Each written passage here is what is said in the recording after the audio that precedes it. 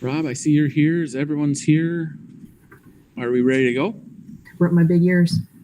All right, with that, we will call the Thursday, January 7th, 2021 school board meeting to order. Can we please rise and say the Pledge of Allegiance? I pledge allegiance to the flag of the United States of America, and to the republic which stands, one nation, under God, indivisible, with liberty and justice for all. Hey, Member Clerk, would you please take a roll call? Yes. Member Corcoran. Here. Member Corcoran is here. Member Keto. Here. Member Keto is here. Member Olson. Here. Member Olson is here. Member Rayfield.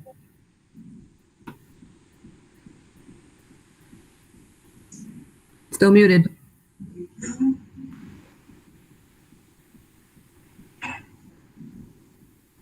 You can keep going, come back. I'll come back. Okay. Member Tyson. Here. Member Tyson is here. Member Peterson. Here. Member Peterson is here. Member Luthner is here. And Member Rayfield is visually present, but on mute. Okay. All right, with that, we will move to the acceptance of office and oath of office. I'm going to turn that over to Member Luthner, as I am going to take the oath tonight as well. Those taking the oath, newly elected, re-elected board members, will you please rise and raise your right hand?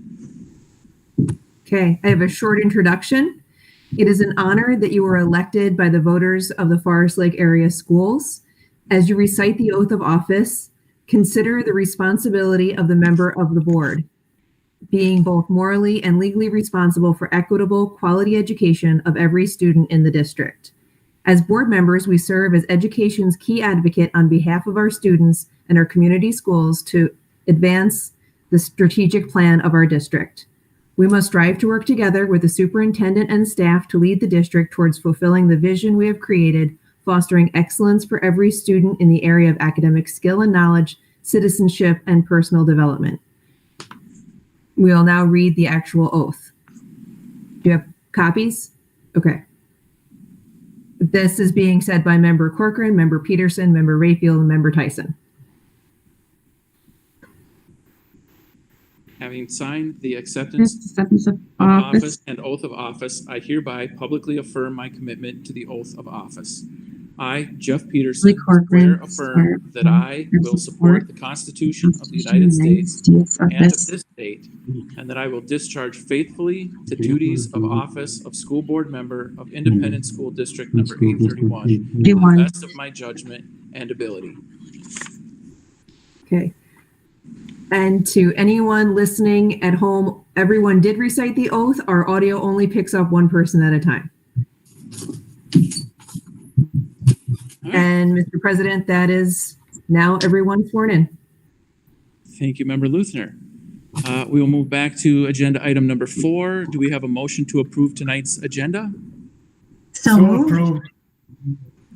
We have a motion. Do we have a second? Second. We have a motion and a second. Member Clerk, would you please take a roll call? Member Keto? Here. On mute, Okay. but here. Aye. Aye. Aye. Aye. Member Olson? Aye. Member Olson votes aye. Member Rayfield? Aye. Member Rayfield votes aye. Member Tyson? Aye. Member Tyson votes aye. Member Peterson? Aye. Member Peterson votes aye. Member Luthner votes aye. And Member Corcoran? Aye. Member Corcoran votes aye. All right, with that, we will move to the election of school board officers. We will start off with president. Do we have any nominations for president? Yes, I would like to, go ahead. Member I'd Olson. like to nominate Jeff Peterson for president. I would like to second that nomination. All right, I will accept the nomination. Do we have any further nominations? Any further nominations? Any further nominations? Nominations are closed. Seeing that there are no other nominations, we do not need to vote. So I will accept the position as president. We'll move on to vice president. Thank you. I'd like to nominate Jill Olson. For Vice We have President. a nomination for Jill Olson. Do we have any other nominations? Do we have any other nominations? Do we have any other nominations? Member Olson, do you accept the nomination? I do accept. Thank you. All right, hearing no further nominations, nominations are closed. Seeing that there is only one nominee, Member Olson, you are the new Vice President. Thank you. We will move to Clerk. Do we have any nominations for Clerk? I'd like to nominate Kate Lusner for clerk. Kate, do you accept the nomination? I do, thank you. Do we have any other nominations? Any other nominations? Any other nominations? Nominations are closed. Seeing there were no other nominations, Member Clerk? Member Luthner, still Member Clerk. You have won the clerk position. Thank We you. will move to Treasurer. Do we have any nominations for Treasurer? I nominate Julie Corcoran. I second. Member Corcoran, do you accept? I do accept. Thank you. Do we have any other nominations? Any other nominations? Any other nominations? Nominations are closed. Seeing there is no other nominations, Member Corcoran, you have won the spot of treasurer again. All Oh, thank you. right. Well, that went fairly smooth. We'll move on to scheduled and unscheduled visitors listening session report. Member Rayfield? Yes, we did not have any input tonight for our listening session, which we solicited through email. All right. Thank you, Member Rayfield. We'll move on to student achievement, the special education report. Dr. Massey? Thank you, Member Chair. And Director Kelly Lessman will be joining us. Here she is. Kelly, welcome, and look forward to your report. Take it away. All right. Thank you, Dr. Massey.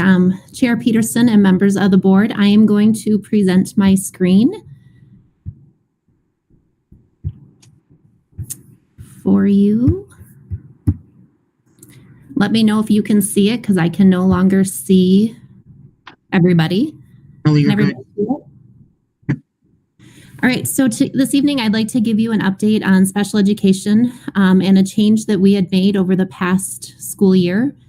And that is, and some research we've done over some time is how do we increase our efficiency and our effectiveness of special education and the supports that we have. And during this 2020-2021 school year, I wanted to highlight our shift in model with our school psychologist. As you know, students with disabilities are supported by special education teachers in the areas of learning disabilities, emotional disabilities, cognitive, but then there's also related services such as speech therapy, occupational therapy, physical therapy, and then school psychologist, among other teacher and different licensure areas. But as a related service, we do have teachers that are licensed as school psychologists. As part of a school psychologist training, they have really very diverse training. And so this is a wheel that is from the National School Psych Association. And if you look at the domains and around that, they have several domains that they have to fulfill for their licensure area. To become a school psychologist, you have a master's plus several credits. I think it's 45 or 60 credits beyond their master's degree before they can be licensed as a school psych. In the areas that we really focused in the past is academic interventions, domain 3, as well as the research area, finding interventions that were research-based to support our students. And then also in the area of due process. Our school psychs were the go-to people in each building when we talk about due process and writing IEPs, evaluation reports. So their comprehensive training has allowed them to wear many hats in buildings over the past several years. So prior to 2021 school year, we had school psychologists that were aligned to each building, primarily at the elementary and then less as you got into the secondary. But they supported the general education problem solving. They supported and organized the student study teams, which were special ed. They provided academic support, behavior support, due process, and then also completed evaluations. So in any given day, a school psych could be pulled from supporting a teacher academically to a behavior that could happen down the hall in the middle of trying to test a student to qualify for special ed and writing reports. So they wear many, many hats.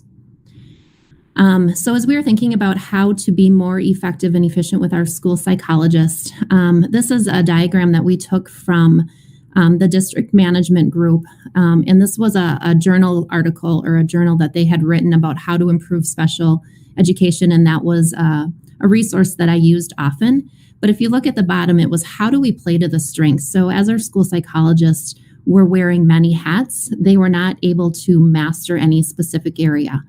To have rigorous education, some extra time, targeted interventions, social emotional help, they were doing all of the areas. And so we looked at how do we play to the strengths of the school psychs that we currently have. So we shifted from what we had in 2021 or prior to 2021. And this year we started a new school psych model. So for each elementary, there is an academic school psych, a behavior school psych, and evaluation school psych. So there's one in each position, and they service all 7 elementaries. So if a teacher in special ed has a question about some academics, they call one school psych and she goes out to help. At the secondary level, we have an evaluation school psych as well as a school psychologist who really has some expertise in supporting students. And so right now his schedule is full, supporting the middle school, the high school, community school, and the STEP program with social, emotional type supports. And then in early childhood, birth to 5, because that is unique and very different criteria, there's a school psych that is aligned to the early childhood.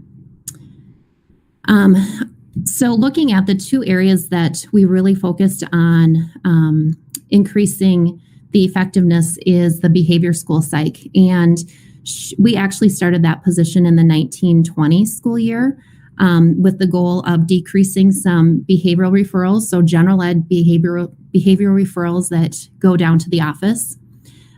Over the time, we've seen a decrease in using outside consultants. So when we've had some really challenging behaviors, we've consulted with outside experts to come in and support. And we have, because of our behavior team that we have in place now, we've been able to decrease some of those outside consultant fees.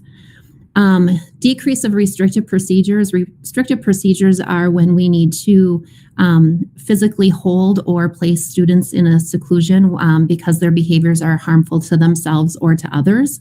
And we've seen a decrease in the restrictive procedures that we've used.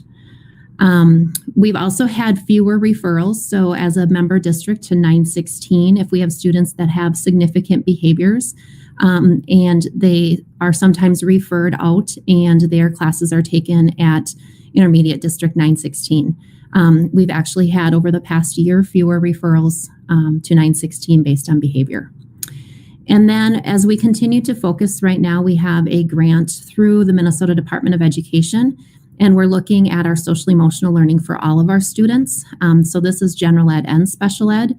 And right now the focus is on our adults, our emotional health as adults, because the research shows that when we have regulated adults, we have regulated students. So right now we're focusing in on supporting the adult emotional needs, and slowly we'll be moving over to getting a consistent curriculum at the elementary and moving up for social emotional learning.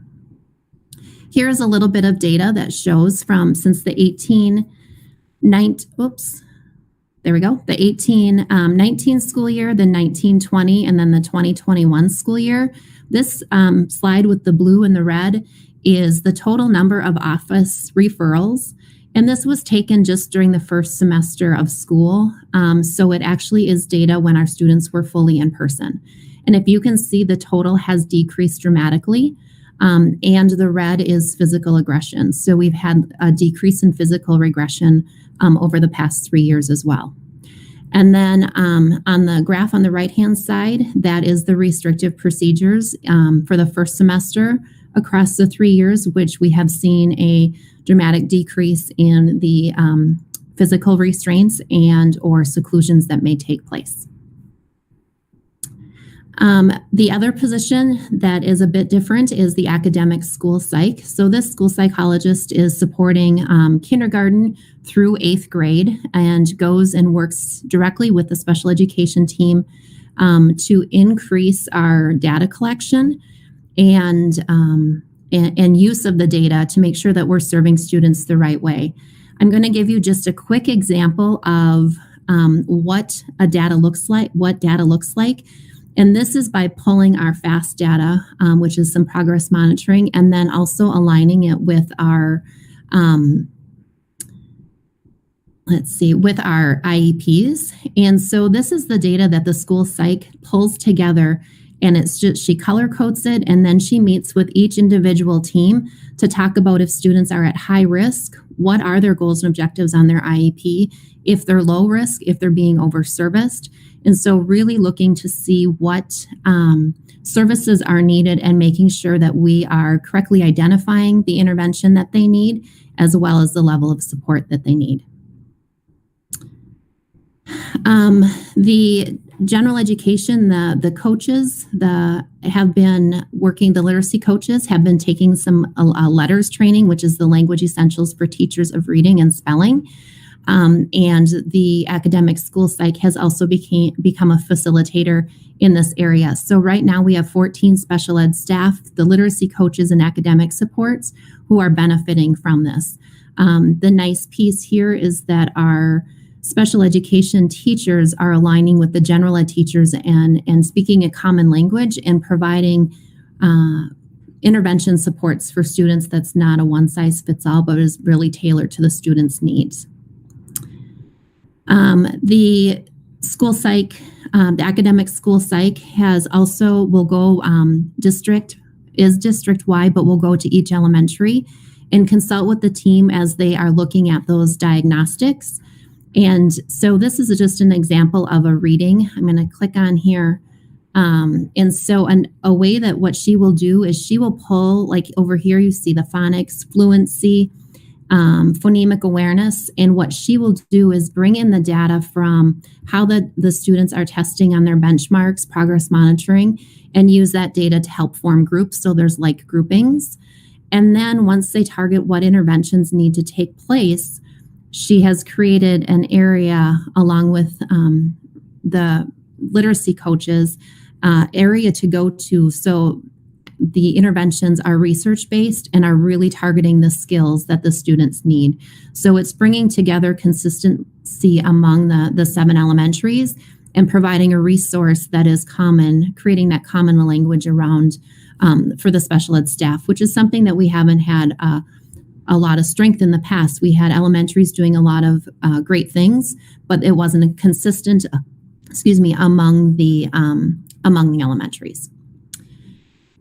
If we did a survey of the special education staff just this fall to say, how has the academic psych and the behavior psych, those 2 new roles, how have they really supported you? And if you look here for the academic, of those that responded to the survey, about 75% of the staff are aware and are using the resources that have been helpful. And staff, I mean special ed staff at the elementary. And then the staff perceptions of the support of the behavior psych is that about 70% of those that responded have used the behavior supports from the school psych when they're having significant trouble. The behavior school psych also is able to help and has been helping in the general education. Then what we did if you remember back, seeing that there were academic, there was a behavior, and then there's a school psychologist that were added to our evaluation team.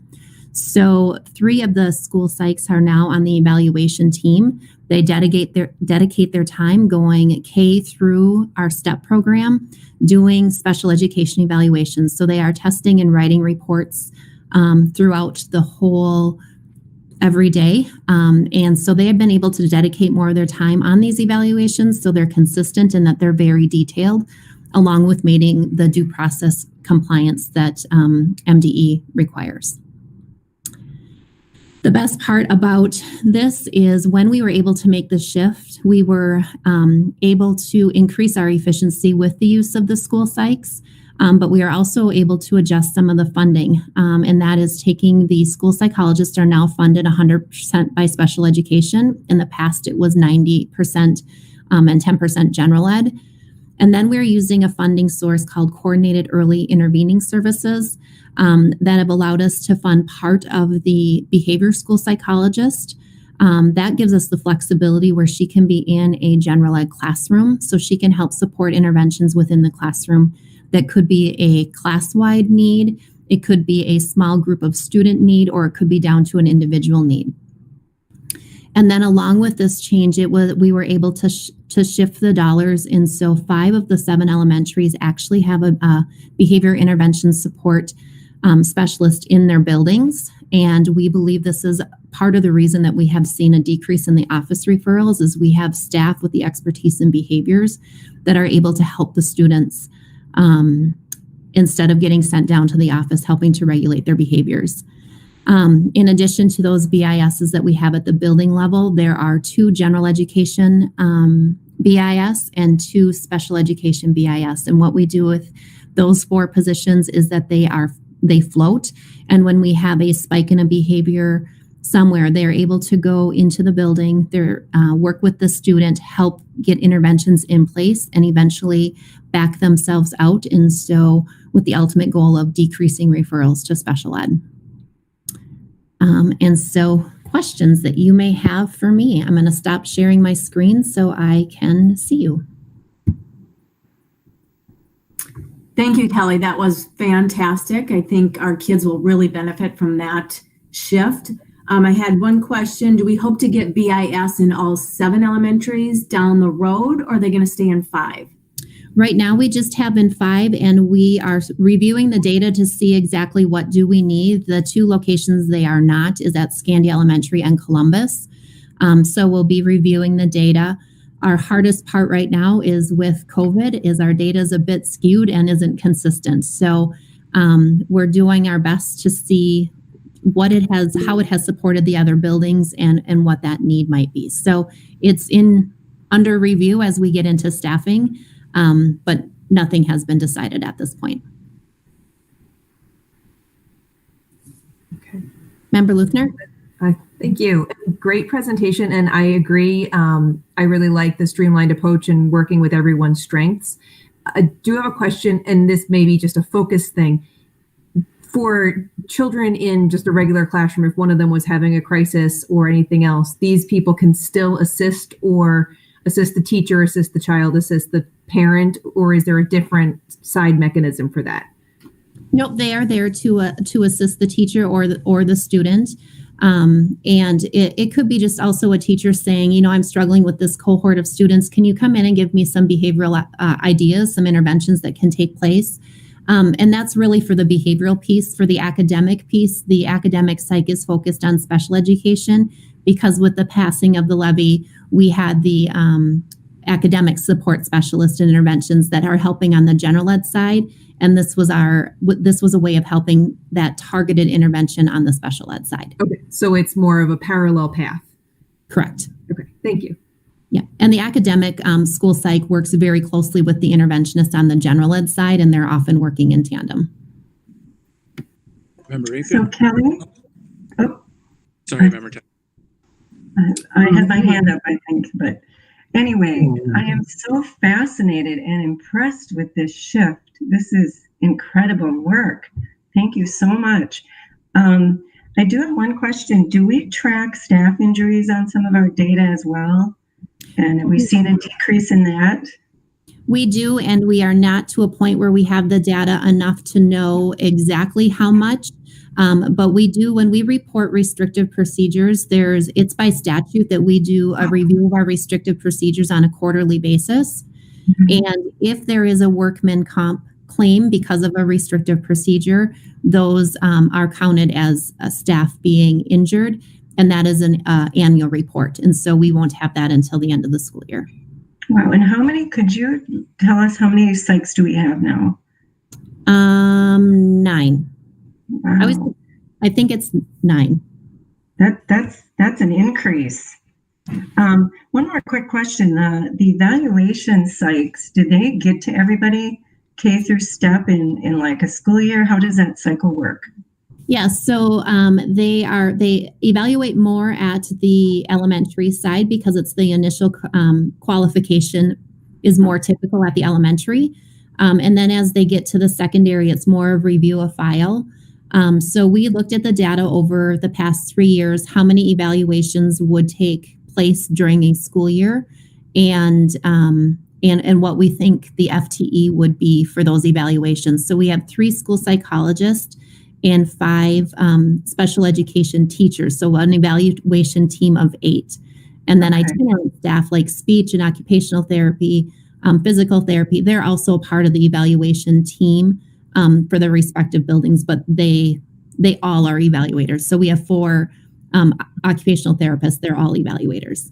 Wow. And I think the way we're utilizing them now is so valuable to the teams and to the teachers, the students that have the IEPs. It's just an incredible shift to be utilizing them in such, precise ways. One more quick question. The CEIS, is that state money that's continuous all the time? It's not a grant or?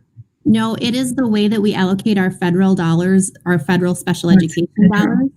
Yep. So it's federal dollars. So it's an allocation that we can take up to 15% of our federal dollars and put them into CEIS, and with the goal of prevention of special ed. And so we have done that over the past few years. And this year is just more targeted around the behavioral aspect. Wow. Thank you. And thank you for all your hard work. Member Rayfield? Yes, thank you. I was just curious if you could talk a little bit about, how you see the workload right now. And obviously it's a strange year, but do you feel like you're at a good place as far as your staffing, or do you feel like it's still not enough, or do things bounce up and bounce down? And I don't know. I was just curious how it's working for you guys.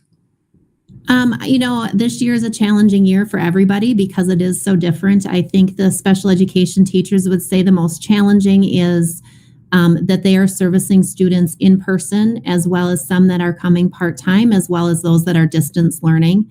And so that variation has increased their workload. It's challenging. I think it's one of those, always can use more, but there's also the budget constraints that we fall under.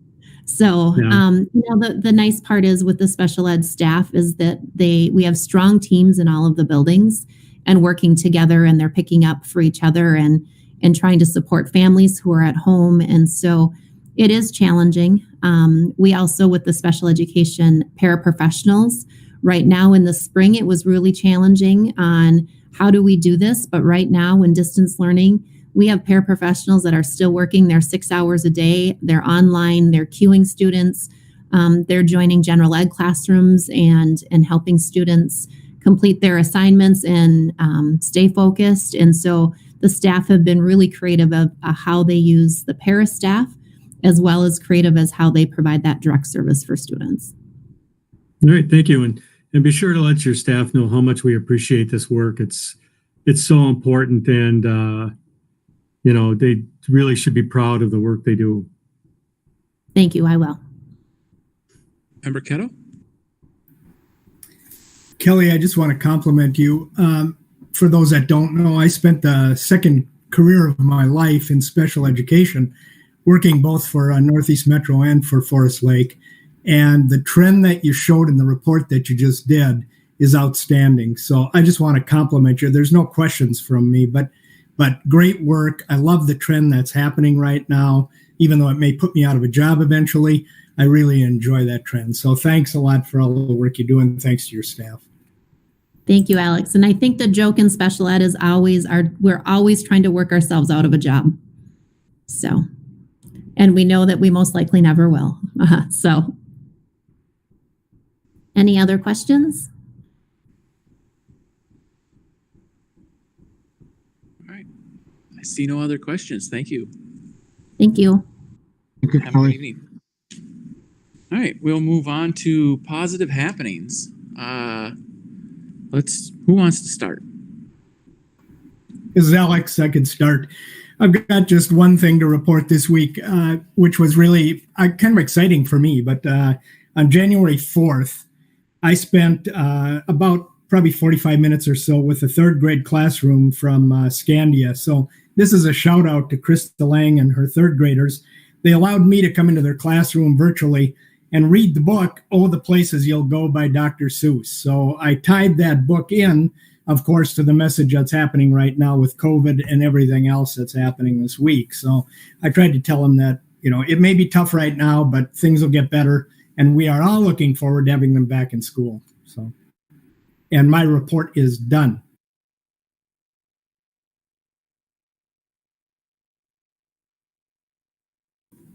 Thank you, Member Keto. I think I was muted there. Anyone else?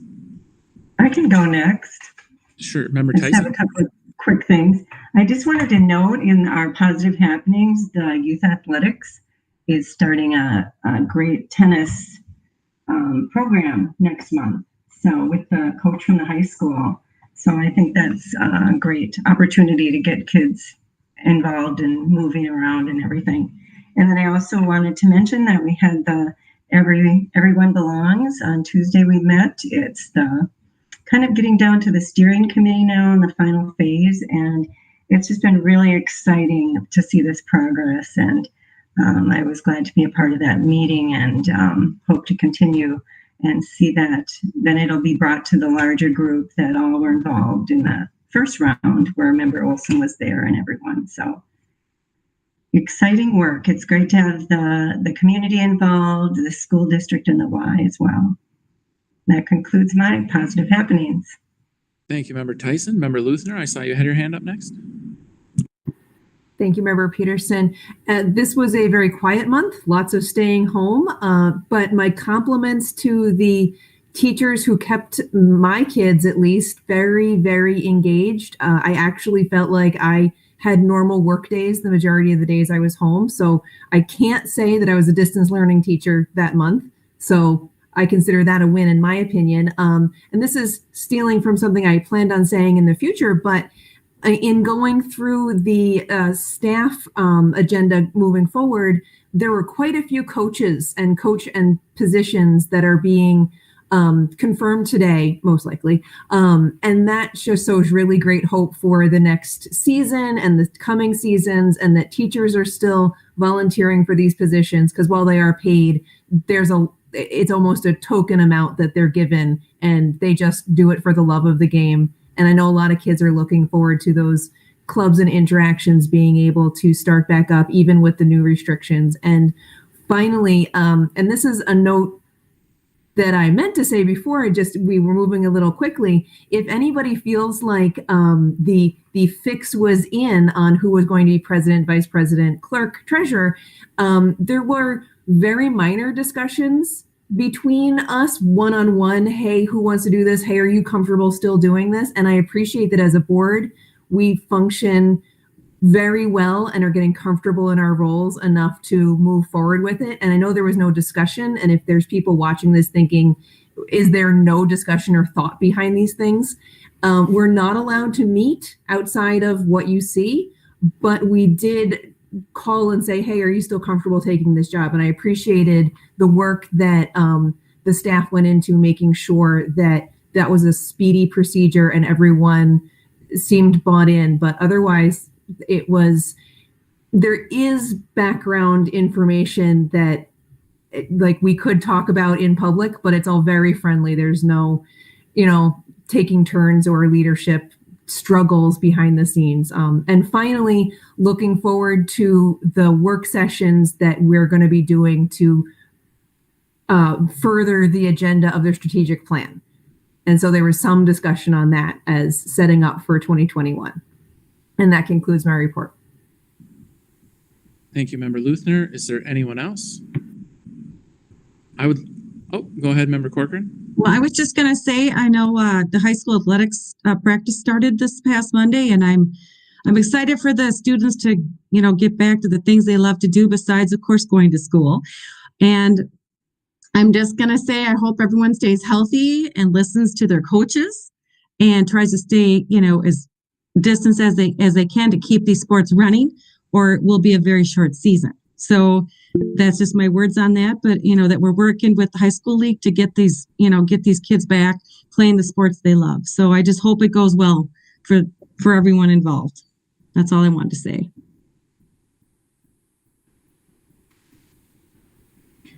This is Alex. I'd like to add one thing to what Julie just mentioned. If you didn't read it on the last statement from the governor, the really great news about the athletics going back into practices, et cetera, and games is that spectators will now possibly be allowed back into the stadiums or the fields. So that's just, I think, for all the parents that have students that are athletes, that's a great thing, at least for those parents to be able to get back and see their kids perform. Thank you. Member Olson, did you have something?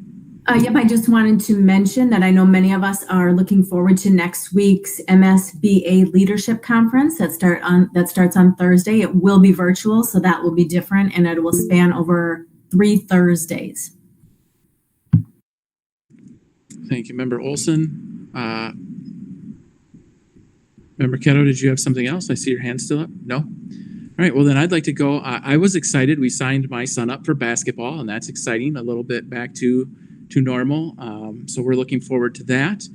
And then also exciting, many of you probably saw the sling on my arm when I stood up. I'm back at the meeting after shoulder surgery. I'm excited about being back. So thank you for having me. And it's exciting to have discussion that we've had previously. Many have seen the rollout for students returning to elementary, and that is also exciting. I'm looking forward to when we can roll back the secondary back into the classroom.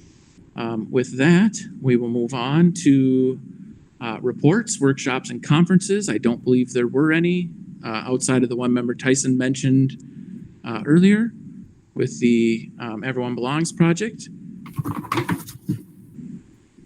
Correct? Go ahead. I just wanted to mention one thing, that I was invited to a presentation on neuroscience with the panel that I'm on for Washington County. And it was really good. It was building self-healing communities. And a big portion of it was on ACEs, but the neurobiology section was very interesting. So I was glad to be able to attend that. All right. Thank you, Member Tyson. Anyone else? Hearing nothing, we will move on to the Communications Committee. Member Olson? Yes, we talked a lot about what does kindergarten roundup look like this year, because it most likely is not in person. So they were thinking of starting with a survey and asking parents, what do you want? That could entail a virtual tour, virtual information sessions, in-person options, individual tours, phone call with the principal. And they were sending out fall postcards that say, Class of 2034, call for a tour. So that's a clever idea to get some interest in our kindergartners. Thank you, Member Olson. Moving on, 916, also Member Olson? Yes, we had a fabulous meeting. We heard from the lobbyist, Valerie Dossland, and we heard a great presentation of Grow Your Own, it's called, and it's a program that partners with the University of Minnesota and the University of St. Thomas to address the teacher shortage, and it offers a very non-conventional way to licensure, and they're having great success with that. And they are retaining many of the teachers that go through this program at the 916 locations. And that concludes my report. Thank you, Member Olson. We will move on to Policy Committee. Member Luthner? The Policy Committee did not meet in December. So, no, that concludes my report.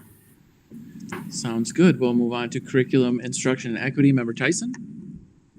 Yes, we had a fantastic presentation from the FLAWS English Learners Program. We had the high school, Forest Lake High School, Jenny O'Donnell, and then Forest View, Megan Hallstrom. They talked a lot about ELS and distance learning, and they have a new app called I Imagine, and They're having a lot of success with that app, and a lot of other great information with them. They're spread very thin, but we have an excellent EL program in our district, so a lot of pride there. Thank you, Member Tyson. We'll move on to staff welfare. Member Rayfield. Yeah, thank you. We had a discussion about some work that the district management group has been doing to support superintendents in terms of equity curriculum. And we just kind of discussed possibly partnering with them for our work as we try to adjust it to be better in being more equitable for students. We had a discussion about student counts and upcoming budget issues relating to funding from the state, which is a perennial favorite. And we had a discussion on our move of elementary back in person per the governor's recommendation. And we discussed how we cover employees when those employees are quarantined from their job. Thank you, Member Rayfield. We will move to buildings and grounds. Member Keto. The Buildings and Grounds Committee met on December 11th. We had 3 topics, which we seem to have just about every month right now. We talked about the athletic facilities projects update. 22 contractors were signed in and attended a pre-bid session. 5 building and 4 excavation contractors went to the pre-bid walkthrough. December 23rd, bids on the project were open. And tonight, Larry will be presenting, I'm sure, later, the final companies that we're recommending for the job itself. The second topic we covered was the CLC project update. February is a start date for the demolition of the CLC, and that's all we really covered about that. And last but hardly least, buildings and grounds. We covered random and lead testing in the schools. We talked about new dugouts for the fast pitch field. We talked about playground inspections, especially with the better weather that's started out. We were able to get into the playgrounds and do quite a bit of work on those before the snow came. Carpet tiles in the high school are still being tested on a problem. And I got a shout out for Bill and his crew.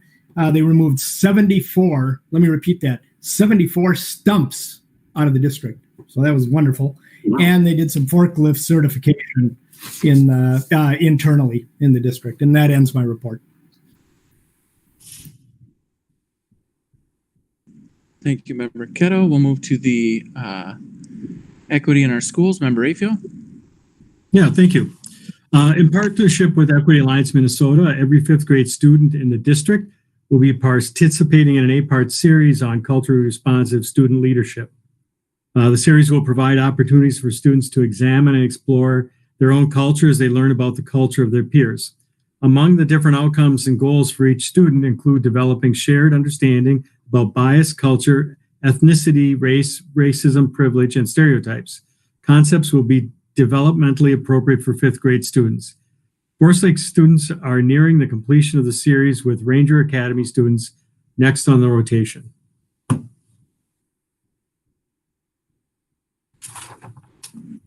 Thank you, Member Rayfield. We will move to Finance Committee. Member Corcoran. The majority of our meeting, we discussed the presentation of the fiscal year 20 audit. Jackie Heigl was there from MMKR, and she's been pretty much our auditor for quite a few years now, and she's done a fabulous job. I just want to say a great thank you to Chrissy Brenberg and Larry Martin, of course, for another great audit. We had 0 findings, which for our district, they work incredibly hard to keep our financial statements and keeping us informed of any issues if things would come up. And they just work incredibly hard. It's when I look at their chart of accounts, I actually asked for a list once, and I couldn't believe the amount of accounts that they have to try to reconcile and keep everything, so clear. And being from a private sector and seeing what it's like in the schools, I'm really glad I work in the private sector. This sector is a lot of work, and just kudos to the team there in the financial department. They do a fabulous job. And then we talked about, so we actually have that on the agenda to vote on tonight, And we also talked about fiscal year 21 budget status. And I think that took up most of our time, and that concludes my report. Thank you, Member Corcoran. We will move to the City of Forest Lake. Member Keto. For the City of Forest Lake, I have nothing specific to report this month. That concludes the report. Thank you, Member Keto. We will move then to the Superintendent's report. Dr. Massey.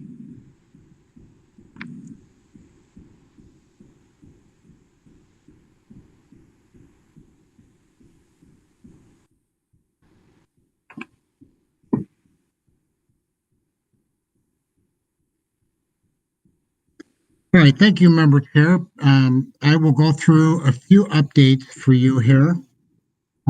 First of all, I would like to acknowledge the 4 of our board members sworn in tonight.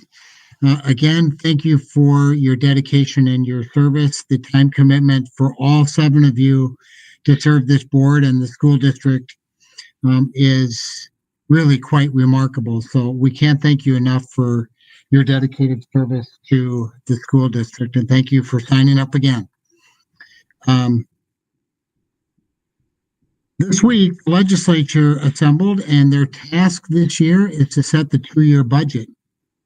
Just by way of reminder, the 21-22 school year, which will be our next school year, the first year of the 2-year budget, the biennial budget, they'll be working with a $641 million surplus. But the next year, they're facing what they anticipate to be $1.3 billion shortfall overall, less than $1 billion, but still a shortfall for the biennium. Good news is, last April, May, June, the forecast was much bleaker. They were looking at a close to a $4.5 billion deficit and shortfall. Good news is, with the economy being reopened in the summer and the fall, things turning around on an economic level for the state has given them a much better budget, although still quite a challenge for this upcoming biennium. Ms. Director Martini and I are beginning to set meetings with our lobbyists for the various legislators, senators, and House members who serve on education policy and finance to push and promote our legislative agenda, which we will cover a little bit later in the meeting. As mentioned earlier, this winter, in less than a month or thereabouts, we are scheduled to begin the demolition parts of the CLC. The southern part of the building, the 3-story structure that you see there, working our way south toward Forest Lake Elementary, is scheduled to be demoed. It is a part of the building that has really poor infrastructure and mechanical systems. And then you'll recall the north bank of classrooms that were once the Central Montessori classrooms. Those are scheduled to be demoed as well. The remaining portion of the building will be the center core. And the center core then will house the STEP program and other potential programs yet to be determined for the school district. We will, in moving the STEP program into this building, be moving out of the old Arthur's Furniture building, that space that we rent from the corner on Broadway here in Forest Lake. So it'll be nice to bring that program into our own structure and take the lease bill off of our budget. I'm going to transition to some data again, and I'll move quickly, but there's some really good news in the data. But before I get there, I want to just put in front of you and the community as well, the different components and factors that we look at as we consider a movement in and out of school models. As you know, and I'll touch on this in just a minute, we're scheduled to move back into in-person learning on a kind of phased-in level with elementary. Yes, we still look at county data, although, as we've discussed many times, a little bit less reliance on county data, but there's incredibly good news that I'll share here in just a little bit, as well as test positivity rate. A really relevant statistic as we look at level of threat and risk in our community.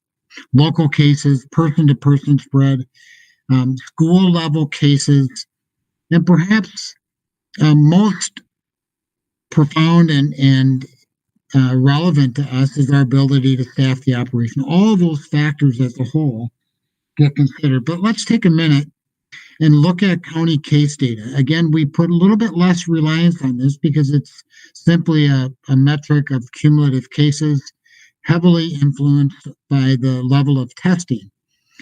But when we move to distance learning, based on this bar here, this blue bar to the left of the green bar. That's when we began to move from in-person learning, hybrid learning at the secondary, to more restrictive learning models. And from there, the cases moved up dramatically. But over the next number of weeks and month and a half, close to 2 months, you can see the level of cases in Washington, Chisago, and Anoka County has dropped considerably. Just today, we received our latest report, which is that dark green bar on the right. It's some of the lowest cases we've seen at the county level over a 2-week period of time, almost since the beginning of the school year. So that is lining up very well with our beginning of our phase-in of bringing kids back to our elementary program. Here's a quick look at test positivity rate. The bars indicate the level of testing, but that purple line shows test positivity rate. In a similar fashion, we're seeing the test positivity rate begin to drop considerably. In fact, today the test positivity rate was below 5%. If you have a chance to listen to the governor and the Minnesota Department of Health, they've identified a test positivity rate of less than 5% as a really good indicator of things being, I don't know that they would say under control, but in a far better place for the state. Similarly, the local cases, this is the rate of increase from 1 week to the next. At our highest point was when we were shifting out of our in-person models to more restrictive models. Clearly, once again, the data supports bringing kids back into our schools with these cases. So our plan, as we've already communicated and are well into our planning, beginning on January 19th, we will be bringing our preschoolers, kindergartners, and our students in grades 1, 2, and 3 back to in-person learning. And then on February 1st, our students in grades 4 through 6 will return for in-person learning. The state is asking and requiring, actually, that we roll in only 3 grade levels at a time. With some lobbying with the Department of Health, we've convinced them that we can bring in preschool and kindergartners in a way that we will keep them contained, if you will, as grade levels and pods and not interacting so much throughout the school, allowing us to bring grades 1, 2, and 3 and pre-K and K in at one time. I'm also happy to report through a lot of conversation that one of the things that continues to present a challenge to us when we have students in a hybrid model or in school are the number of kids who need to quarantine at home for 10 days or 14 days due to being a close contact to a family member or some other way that they become a close contact to an individual who's test positive. They are not out of school for a day or two. They're out of school for an extended period of time. The challenge is the teachers are busy teaching kids that are coming into the classroom, which is more than a full-time job. And serving and meeting the needs of the kids at home is still their responsibility, but it is a tall order. So we are we'll be setting up a hotline, if you will, a way in which families can call in and say, my student is stuck on this work. The teacher's not available because the teacher's teaching. But we will have a licensed teacher available who will be responding to these calls coming in, working with these students who get stuck in their homework, or maybe they're just having a really hard time with just not being in school and they need somebody to talk to, again, we'll have somebody available there to talk with those kids as well. So we're excited about that added service that we're able to roll in and lay over our elementary roll in. With respect to the secondary school model that was touched on by a number of you as well, we're beginning to look at a schedule and a timeline in which we can start bringing our secondary students back. We have a consultation with the Minnesota Department of Health and a regional support team tomorrow to begin to identify a roll-in plan, and we hope to be able to announce dates in which we're able to start bringing in our middle school, high school students in our STEP program, and of course, students in our community school as well. So we're hoping sooner than later that we're going to be rolling our secondary students back in to school. And let me just make this point that distance learning has gone incredibly well. Member Luthner, you spoke to your experience. We're getting a lot of positive feedback, but let's be honest, our kids belong in the classroom. They don't, most kids do not do so well when they're isolated at home and lacking that social peer and teacher interaction. From a social, emotional, mental health perspective, our kids need to be back in the classroom. At the same time, while we've been in distance learning, a huge shout out to our staff across our school district. That, of course, includes custodial staff, bus drivers, service staff, paraprofessionals, admin assistants, nursing staff, of course, who are still busy supporting kids and families. And of course, our teachers and educators across the board. Nobody has worked harder than they have this year. And just, we can't brag about the work we've done without giving credit to those doing the work on a day-to-day basis. Our leaders, our principals, our supervisors, our directors, sometimes feel like they're working around the clock. And that's essentially what it's taken to make it work this year. So a huge shout out to all of them for their incredible work. As was mentioned by a number of you, high school activities and athletics started this week. Competitions start on January 14th. Kids are masked. It's a challenge. They're adjusting, but they're wearing masks in practice. They're going to be wearing masks in competitions as well, in most cases, and other significant mitigation efforts that are trying to keep our kids safe. We've recently received guidance on spectators, as Member Keto mentioned, and that's exciting as well. So parents can see their kids compete, and it'll be on a very limited basis. But if we're allowed to bring spectators in, we will do that. We'll follow all of the guidelines that we must in order to do so. But it's good for parents as well to see their kids compete. Just a quick mention that we've recently set our summer school dates. We will begin summer school on June 21st, and we'll run summer school all the way through July. You might notice here that is a longer period of summer school than we've ever done before, primarily because we know that there are kids who have fallen behind that need an extra boost. We're going to be spending a lot of time identifying those kids and doing all we can to encourage those kids to sign up for summer school. So this will be one more way in which we offer additional services and help the kids that have fallen further behind.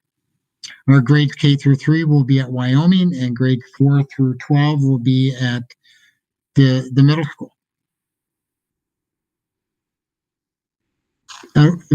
Real quick mention here that the federal stimulus bill that was passed here in the last couple of weeks has allocated significant resources to public schools across the country.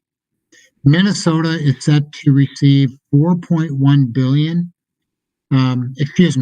Nationwide, there'll be $4.1 billion to public schools through the GEAR funds, and that's at the governor's discretion, dollars for addressing needs through the governor's office and state offices.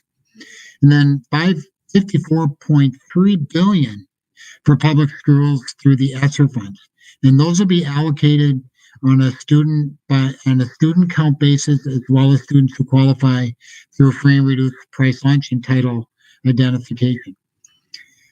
We believe that these funds will result in close to 4 times the dollars we received with the federal stimulus dollars this past spring and summer and fall. We're not sure exactly what the allocation will be for Minnesota schools and Forest Lake schools in particular, but we are really relieved to see these dollars beginning to come to address the shortfalls that we've experienced last spring and throughout this school year. It'll be a really significant boost for us and districts across the state. And with that, that concludes my report. I'll take any questions. Well, Steve, I just want to say you gave all staff a huge shout out, and I know the board all feels the same, but your leadership has been incredible through all of this, and we can't thank you enough. Thank you for that. You know, we truly have a great team. I can't tell you the number of hours we've put into planning, but teachers have put into planning. John Gray to make transportation work and food service, and our paraprofessionals who are running all over the place meeting the needs of kids. Custodians that are, from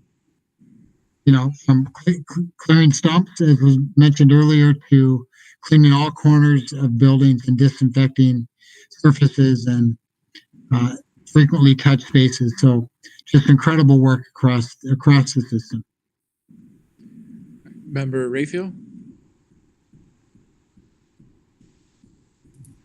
Yes, Dr. Massey. I was just a good question. It seemed like when we were in hybrid learning with the middle school and secondary before, it seemed like it was really a lot for the teachers to have both the students in class, alternating in and out, and then the distance learning students. How are we better prepared to kind of handle that now? I mean, from a technological standpoint, but also from just a workload perspective. First, I would say we've got to be careful not to get too far ahead of ourselves. We know there's still going to be challenges. We know we're going to still have cases.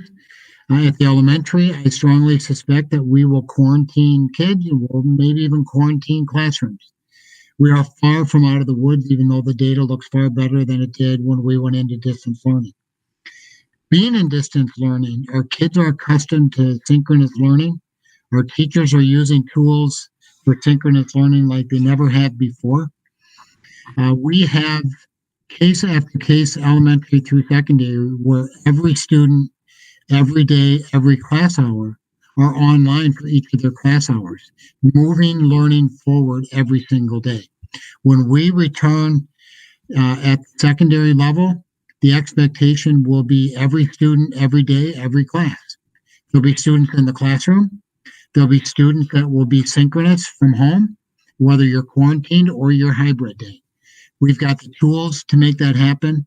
They're not the best tools. It's a laptop through Google Meets or Zoom, but those tools and those resources exist for us. We are confident that we are ready with the tools and the experience from a student standpoint as well as a staff standpoint to be able to have every student, every day, every classroom. Yeah. Thank you. Raphael. At this time, I would like to call for a recess of the meeting. Tim, could you please end the live stream and we will recess for a short recess. Thank you.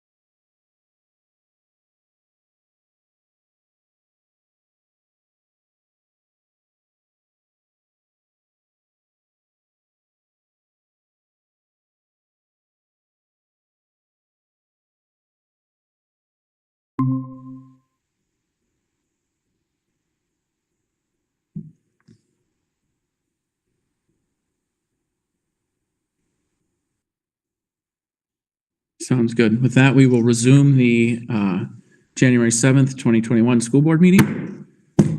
And we will move on to the consent agenda. Do we have a motion to approve the consent agenda? So moved. Do Second? we have a second? We have a Second. motion and a second. Discussion. I'd like to recognize retirement and congratulate Megan Espy Ock for 33 years of dedicated service to the students in our district. Congratulations, Megan. Any other discussion? This is Alex. I want to pull on 9.5 just to discuss the donations again, as I do every meeting. This month, we had $18,596.69 in donations as a total to the school district. And there was one outstanding, although they're all outstanding. There's one that was more outstanding than the rest. And that was a $10,000 donation by Rangers Supporting Rangers for Forest Lake area schools for family support with food resources over the winter break. So on behalf of the district, I'd like to thank all of those organizations and people who donated to the district. And I just want to quickly recognize Faith Lutheran Church for their significant gift on this donation list. They started the backpack program many years ago, and we're just so fortunate right now during the pandemic that we have them and that wonderful gift that they gave this month. All right. Any further discussion? Hearing none. Member Clerk, would you please take a roll call? Oh, Member Olson, did you have discussion? No. Okay. Thank you. Okay. Member Olson? Aye.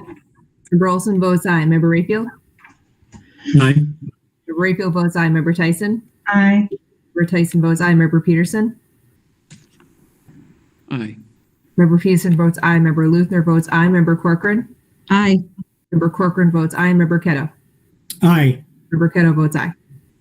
All right, motion passes. And with that, I see that we did lose Joy in the meeting. So we must be having some technical difficulties again. So I will call for another short recess and we'll be back. Tim, if you could pause the live stream for us, that'd be great. 5 minutes, Member 5 Chair? minutes. Yes. Okay.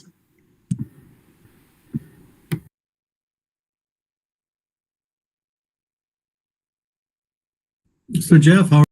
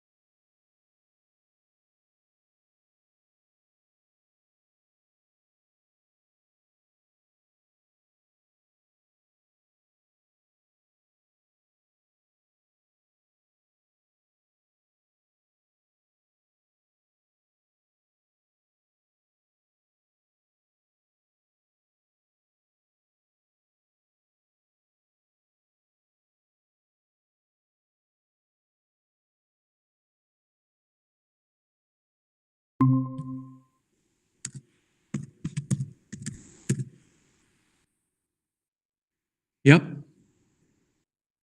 Okay. We will resume the January 7th, 2021 school board meeting. Sorry, everybody, for the technical issues. We have moved through our consent agenda, and now we will move to agenda item number 10, approving routine actions. We need to appoint the board representative to MSBA. Is anybody interested in the position for MSBA? I still am. All right. We have, I believe this is three persons currently, right? Mm-hmm. So we have Alex has raised his hand. Julie, was that you? You were still interested? And then Kate? Yep. Yes. Yep. All right. Alex, Julie, and Kate. See no one else. That works for me. So for the appointment for MSBA, we have Alex, Julie, and Kate. We will move on to appoint representative to the Minnesota State High School League. And I do not have in front of me currently. That is. Let me see if I can dig it up.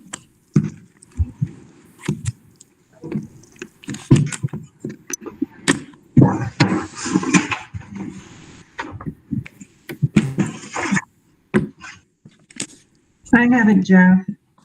It's Julie, Jill, Rob. All right. Do we have anybody who is interested? We have Julie. We have Jill. Raphael, are you still interested? No, I'm not. Okay. Anybody else interested in the Minnesota State High School League? I would be interested if no one else is. It's hard to make a connection there. I've been on that before, so I'm going to pass this time. Okay. So that was myself, Member Corcoran, and Member Olson. All right. We will move on to appointing a board representative for C. That is Rob and Gail, and I no longer want to be on C. Another one that's very hard to connect with. Yeah. And I would volunteer to take that. I tend to at least get to one of their functions a year. Yeah. Okay. Yeah, they're a good organization. I like being a Yeah, and I'm not saying they're not, Rob. I'm just saying that it's hard to connect. Yeah. Okay. Right. There aren't normal meetings. No. Member Raphael, are you interested in maintaining your position there? I will.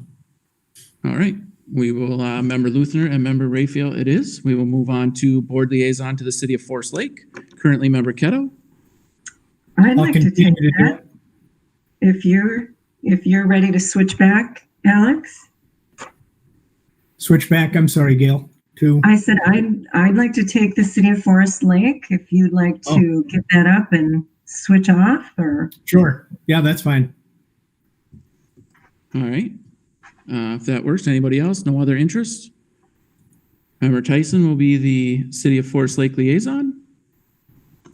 We'll move to appoint board representative to Special Ed Advisory Council. Who is that currently, Member Tyson? that's Kate, Luthner, and Jill. Member Olson, are you still interested? Yes, I'm still interested. Member Luthner? And if someone else wanted this position, I haven't been terribly involved. No. So there just hasn't been that much. I'm still interested in it but if someone else is interested, they may have better luck than I have. Anyone? I'd like to do special ed if it's open. Sure. All right. 1 to 2 Member meetings Tyson? a year. Member Tyson and Member Olson. That works for me. We will move on to 10.6, appoint board representative to Community Education Advisory Council. This is Alex. I already serve on their board basically, so I'll continue to do that anyway. So if someone else would like to join me on that, that's fine. But I already attend the meetings. I'll continue too. I'm kind of recruiting some parents but if somebody else wants to join community and advisory committee, it's open. I'm open to letting it go. I wouldn't mind sitting in on that one for this year. We'll trade community ed for special ed. Sounds like a plan. All right, sounds good. So Member Keto and Member Luthner. Thank you. All right, we will move on to appoint board representative to the Agricultural Education Advisory Board. That is currently Member Tyson. Is that myself and Kate who else Luthner. is- and Member Luthner? Member Luthner. I have struggled to connect with that one as well, just based on the timing, but we'll be happy to stay on there unless somebody else would like to. Yeah, I think I'd like to do it. I'd like to stay. I'm interested in the group, and it's worked well for my schedule, Okay. unless someone really wants it. They have snacks. Anyone else? All right, Member Luthner and Member Rayfield. Appoint board representative to the EMS Health Careers Advisory Board. That is, go ahead. Member Tyson and Member Peterson. Another one that's difficult. Does anybody have an interest? I'd be interested in that. Okay. I missed who that was. Jill. Jill. Oh, Member Olson. I would like to stay on it. I do. It is a great. I'm really proud of the work that we've done in this high school and the folks that we've turned out. It's really an amazing program, and I would like to stay on it unless somebody else wants it. I would like to stay there. No one else? All right, Member Olson and Member Peterson. All right, we will move on. Continue board representative to 916. That is currently Member Olson. When I first took this position, I misunderstood that it was longer than 2 years. I love 916, but because it is an additional paid position, I don't want to hog it for 4 years. And I know Alex is interested this year, so I'd be willing to give that to him at this time. Yeah. Yes, and I'll take that. If no one else wants it, I mean, that's great. Is there any other interest? I'd be interested in the future, but Alex should take it now. Okay. Sounds good. Member Keto on 916. Now we're on to 1010. Designate official school newspaper. I have that here. I believe we received only one bid. We solicited bids and only one bid from the Forest Lake Times. So this time, I believe we'd be designating the Forest Lake Times as the official school newspaper. Do we have a motion? So moved. So moved. Second. Second. So we have a motion from Member Tyson and a second from Member Olson. With that, we will, Member Clerk, could you please take a roll call? Okay, Member Rayfield? Aye. Member Rayfield votes aye. Member Tyson? Aye. Member Tyson votes aye. Member Peterson? Aye. Member Peterson votes aye. Member Luthner votes aye. Member Corcoran? Aye. Member Corcoran votes aye. Member Keto? Aye. Member Keto votes aye. And Member Olson? Aye. Member Olson votes aye. All right. Motion passes. We will move on to set school board salaries. I would like to give a little background to this. We raised our salaries last year at 3%, which was in line with the pattern bargaining of the collective bargaining groups. And at this time, I would entertain a motion for a 2% increase to school board salaries. That is a $98.40 increase, which would also be in line with per year, $98.40 per year, which would also be in line with the bargaining pattern throughout the district. Do I hear a motion? So moved. Second. Do we have a motion and a second to raise school board salaries 2%? Discussion. I really like this approach because I think we really got in a bind years ago when we went a number of years without increases, and then we fell pretty far behind, and then we had to do a large increase, and that's just a very uncomfortable it's uncomfortable for everybody, the public and as well as board members. And so I like this approach of trying to live by the budgets we set for the other employees as well. So. And I just want to concur with Member Rayfield. I feel like these small incremental things are far easier to approve on a yearly basis or whenever. Member Corcoran? And I'm just speaking as an accountant that you would need to round it, no pennies, because that is annoying and it's something that's going to trail every month. So I would say round down or round up, but round. So whatever we want to do to round it, up or down. Get rid of the What would pennies. you suggest? What did you say it was? 90. It's current, 2% would be $98.40. Okay, so just say $98. At least get rid of the pennies. At this point, we have a motion and a second on the Oh, floor, so okay. it would require a amendment to the revise? motion, Okay. or we would have to rescind the motion and then have a new motion for the $98 increase or the 40 cents. I did speak with some folks ahead of time to see if that would be an issue for them, and payroll's full of pennies. They were Okay, they're okay with it? Yeah. Okay, well then I just want to speak because I know how much I hate dealing with pennies. But if they're okay, if you've already cleared it with them, that's fine. I'll stick with your motion then. Okay, Any other- thanks, Jeff. Member Keto? A point of clarification on 1011 school board salaries. We also pay some additional money for the officers of the school board. So is that going to change or will that remain the same? Just to clarify. Under the current motion, that would remain the same. It would just be the Base. base salary, director salary that would go up 2%. Yeah, and then- Cool. Okay, cool. Thank you. Yep. Any further discussion? Hearing no further discussion, Member Clerk, would you please take a roll call? Yeah. Member Tyson. Aye. Member Tyson votes aye. Member Peterson. Member Peterson. Aye. Member Peterson votes aye. Member Luthner votes aye. Member Corcoran. Aye. Member Corcoran votes aye. Member Keto. Aye. Member Keto votes aye. Member Olson. Aye. Member Olson votes aye. Member Rayfield. Aye. Member Rayfield votes aye.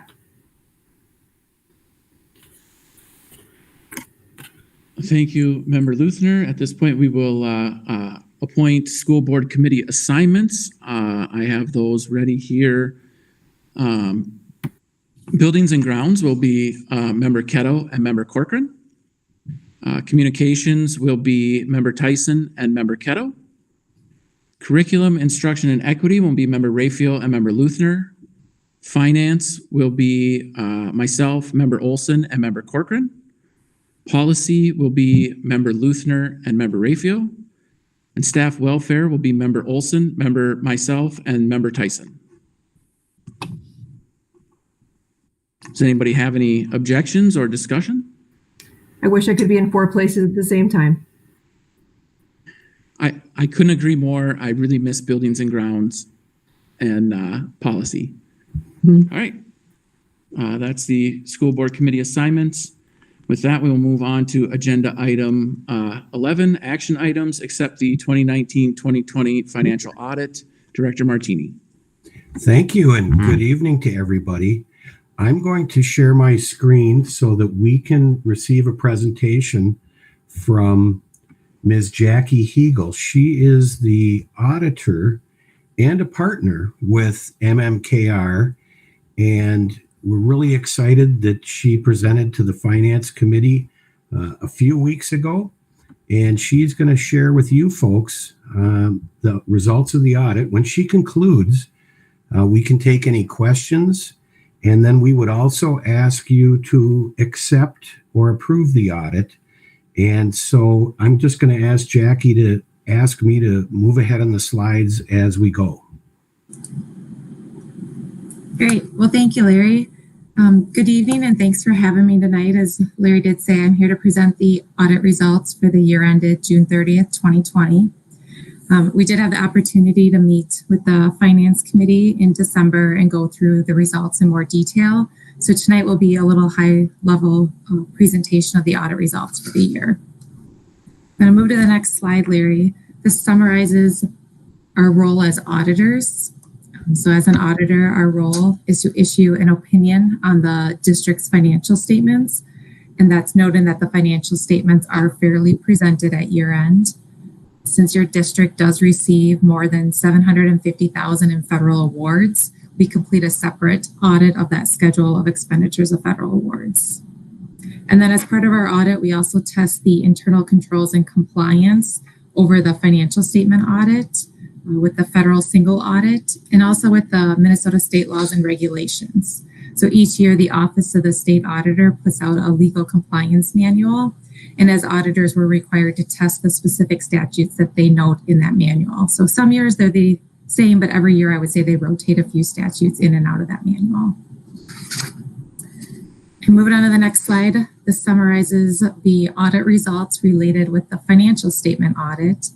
I issued an unmodified opinion or a clean opinion on the basic financial statements. This is the opinion you are looking for. It's the top opinion you can get. If you do look at that opinion, you'll notice there's an emphasis of matter paragraph, just noting that the district did implement GASB statement number 84 in the current year. That relates with fiduciary activities, and the impact it had on your district's financials is that the student activities are now reported as part of the general fund of the district. For the audit opinions over the internal control and compliance with the financial statement audit, we had no internal control findings to report and no compliance findings. For the Minnesota legal compliance audit, also a clean opinion and no compliance issues to report. Moving on to the next slide here, this summarizes the audit results over that federal single audit. So that's that separate audit of the federal awards. We noted that the schedule of expenditures of federal awards is fairly stated in relation to the basic financial statements. It had no internal control findings to report and no compliance findings to report. So overall, it was a great audit and no findings to report in any of the areas we audited. So all clean audit opinions this year. And then moving into the next slide here, the next several slides I'll go through relates to all the financial results of the district. So this first slide shows a graph of the general fund financial position for the past 10 years. So it summarizes the cash and investment balance of the general fund as well as the unrestricted fund balance. And then it gives the expenditure line there to see the size of your operation. For the year ended June 30, 2020, the cash and investment balance was about $10.9 million. It's a decrease of about $1.4 million from the prior year. And the total fund balance in the general fund increased about $22,000, and that was compared to a budgeted increase of about $450,000. And then the next slide will break down the fund balance of the general fund into the various components. And it shows some history there, showing 5 years of history. So for the 2020 year, the total general fund balance ended at that $2.6 million. It's broken down into the various buckets. So the non-spendable portion of that fund balance is about $37,000.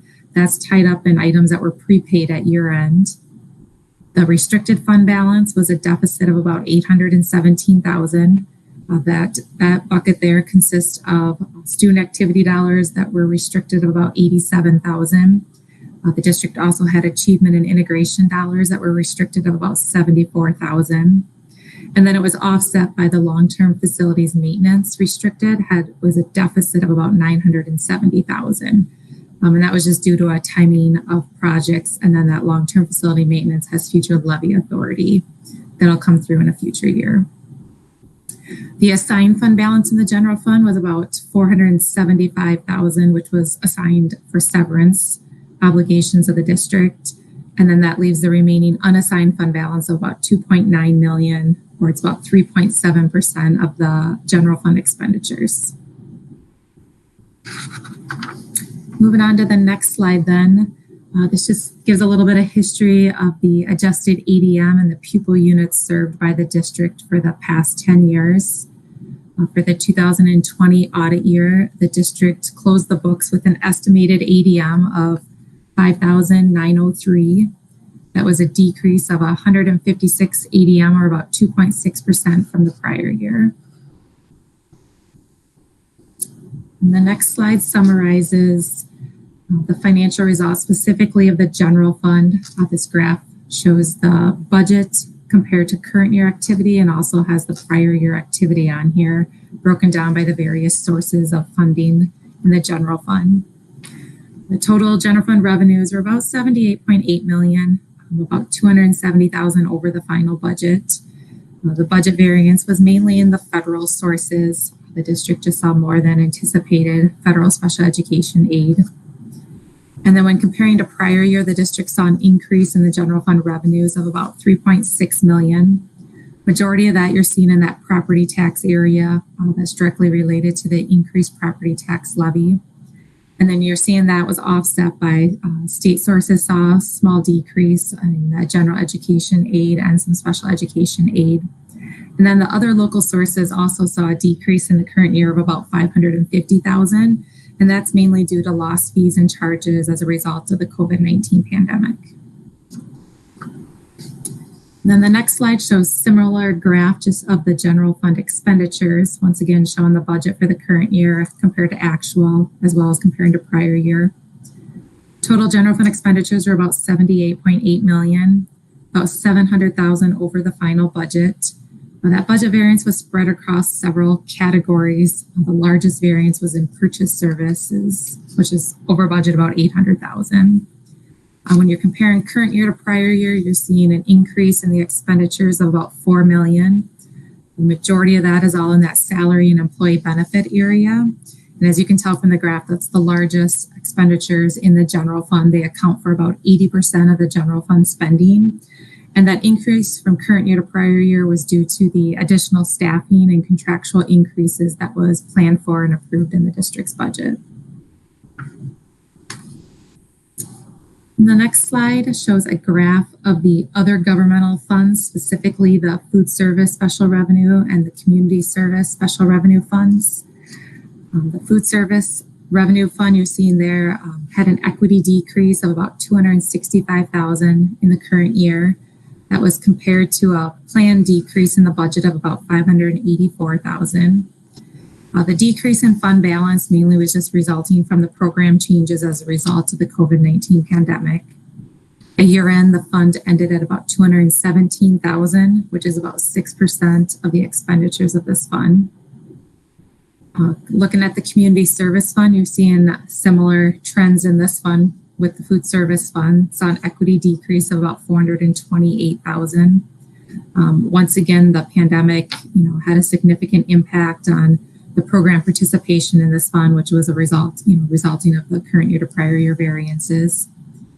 At year end, the fund balance was about $670,000, which is about 14% of the expenditures of this fund. And then the last graph I have here, the table. This is a table of the district-wide statement of net position. This summarizes the full accrual financial statements. It's kind of that second reporting layer in your financials where it includes all the capital asset activity of the district, all the long-term liabilities, any pension and OPEB liabilities. So the top part of this table starts with the governmental fund balances of the district, and then it shows by line item all the different adjustments. And then the bottom portion of the table shows it split by component. So when you're looking at your net position on these full accrual financials from 2019 to 20, you're seeing a decrease of just under $3 million. Mainly, if you're looking at the bottom portion of that, is in the unrestricted net position. And that's just all due to the changes in those pension liabilities and the related deferments with it. So seeing the decrease from prior year is consistent with all of our other districts that we have audited. And like I said, it's with the pension liabilities and the changes from one year to the next. So with that, I would open it up if there are any other questions, or if you want to touch base on any of the other slides in more detail.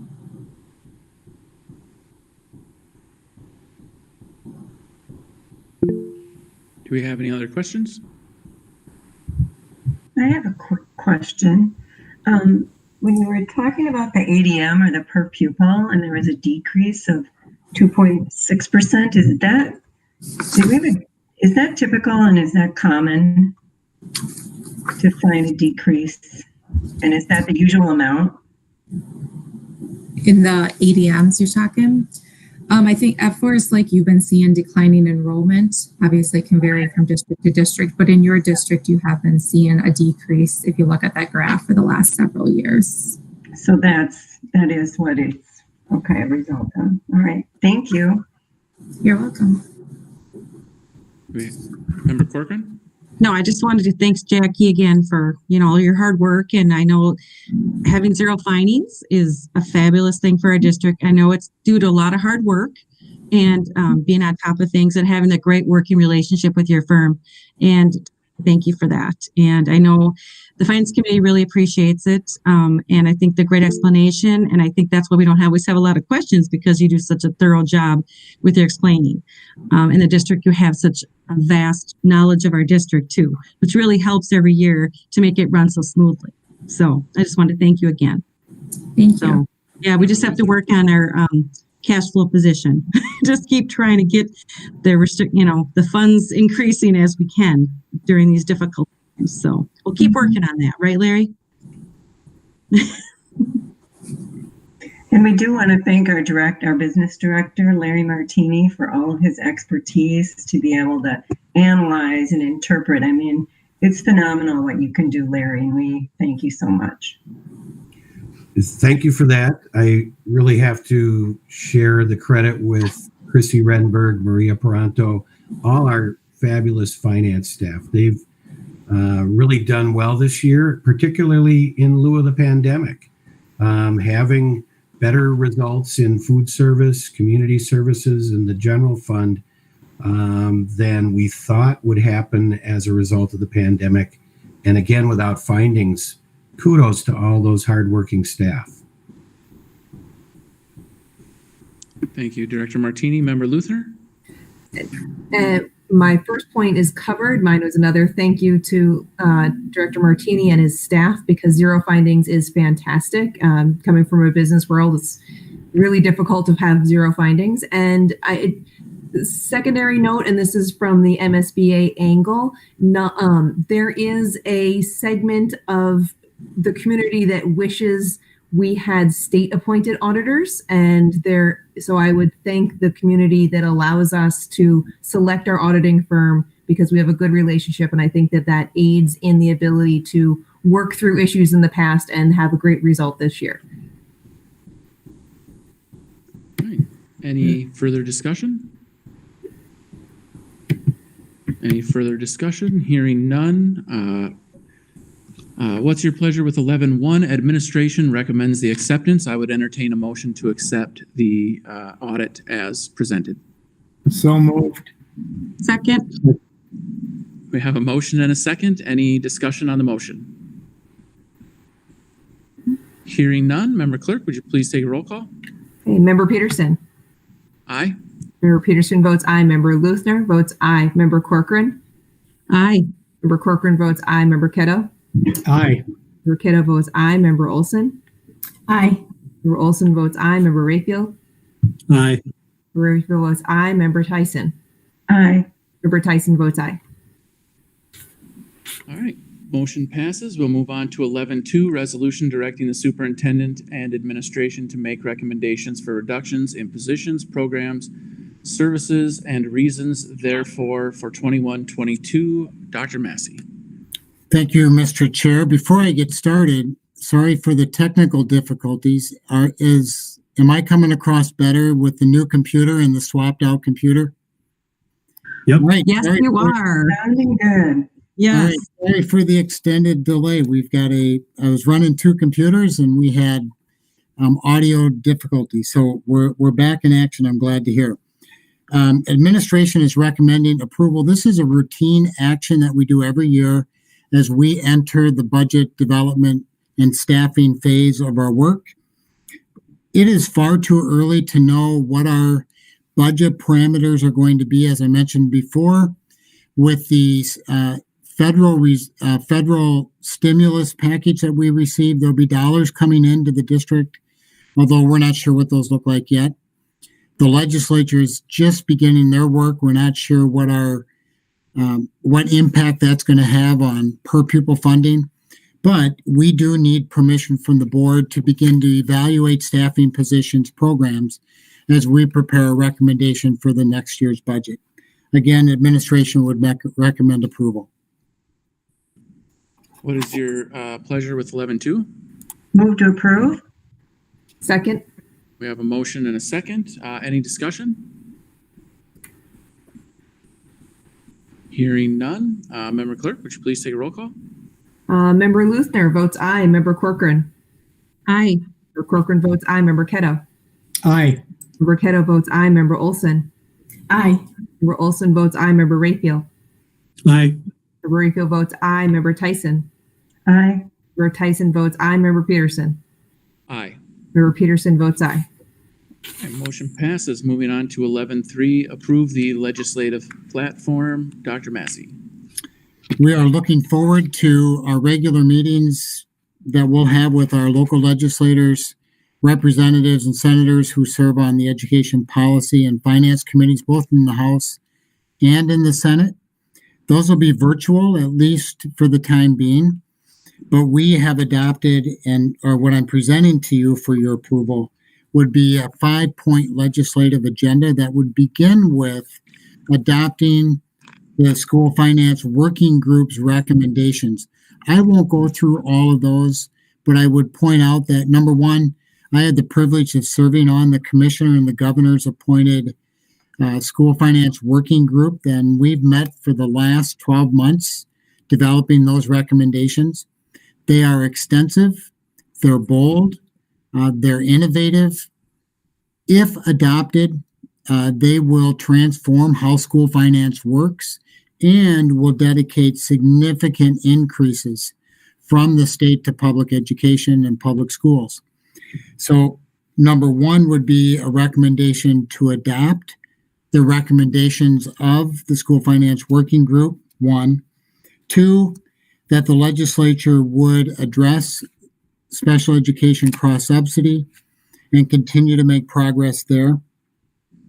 Our ongoing transportation sparsity deficit issues remains a legislative item for us. Increasing basic formula, the per pupil basic formula, by 2% in each year of the biennium. And lastly, that given the pandemic and the impact that the pandemic is having on schools across the state, we're not an exception to this issue around enrollment and just retaining enrollment with all of the different models that our districts are moving in and out of has had a real impact on enrollment. Fortunately, we're not seeing the impact as significantly as other districts, but it's a critical item that the legislature would keep districts whole with their enrollment and base enrollment for the upcoming year based on the current year and hold us harmless to enrollment, as well as the related comp ed calculations that are tied to enrollment. So with those 5 legislative agenda items, administration would recommend approval, and then Director Martini, myself, and our lobbyist will begin to advocate this agenda. All right. What's your pleasure with the legislative platform as presented? Move to approve. Second. I have a motion and a second. Discussion? This is Alex. I just have one question for Dr. Massey. It's on point number 3, not to take anything away from anything else on the agenda, but with transportation, knowing that it's about $1 million impact to our budget, do you have any feel for whether that's going to go through this year or not? I mean, it seems like every year we present that as a legislative platform, but it doesn't go anywhere. So do we have an opportunity? First of all, I would say 3 years ago, the legislature did move on this item and allocated, I forget the exact number, 4.1 million to this issue across the state. There are 30 some districts across the state that have significant sparsity issues. That resulted in about 18% of the deficit. So fortunately, our efforts and Bob Detmer and Karen Housley have been real champions of this issue, and I give them credit for their work and advocacy on this. There's not a legislator we talk to that doesn't sympathize with this issue. It gets haggled with all of the other pressures they have around school finance. At the end of the day, they've put the money on the basic formula, and we've ended up with not a whole lot of movement on this issue. This is one of the items in the school finance working group's recommendations as well. So if we get ignored there and they adopt the recommendations, we win there.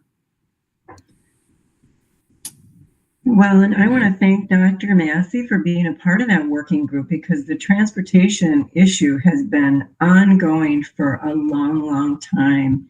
And now that it's finally on this working group recommendation in our platform, I'm hoping that we can get some movement, and as well as the cross subsidy of special education funding. I'm so pleased to see that rising to the top finally. So good job and thank you. Yeah, it was a pleasure to serve on that committee. Any further discussion? Hearing none, Member Clerk, would you please take a roll call? Member Corcoran. Aye. Member Corcoran votes aye. Member Keto. Aye. Member Keto votes aye. Member Olson. Aye. Member Olson votes aye. Member Rayfield. Aye. Member Rayfield votes aye. Member Tyson. Aye. Member Tyson votes aye. Member Peterson. Aye. Member Peterson votes aye. And Member Luthner votes aye.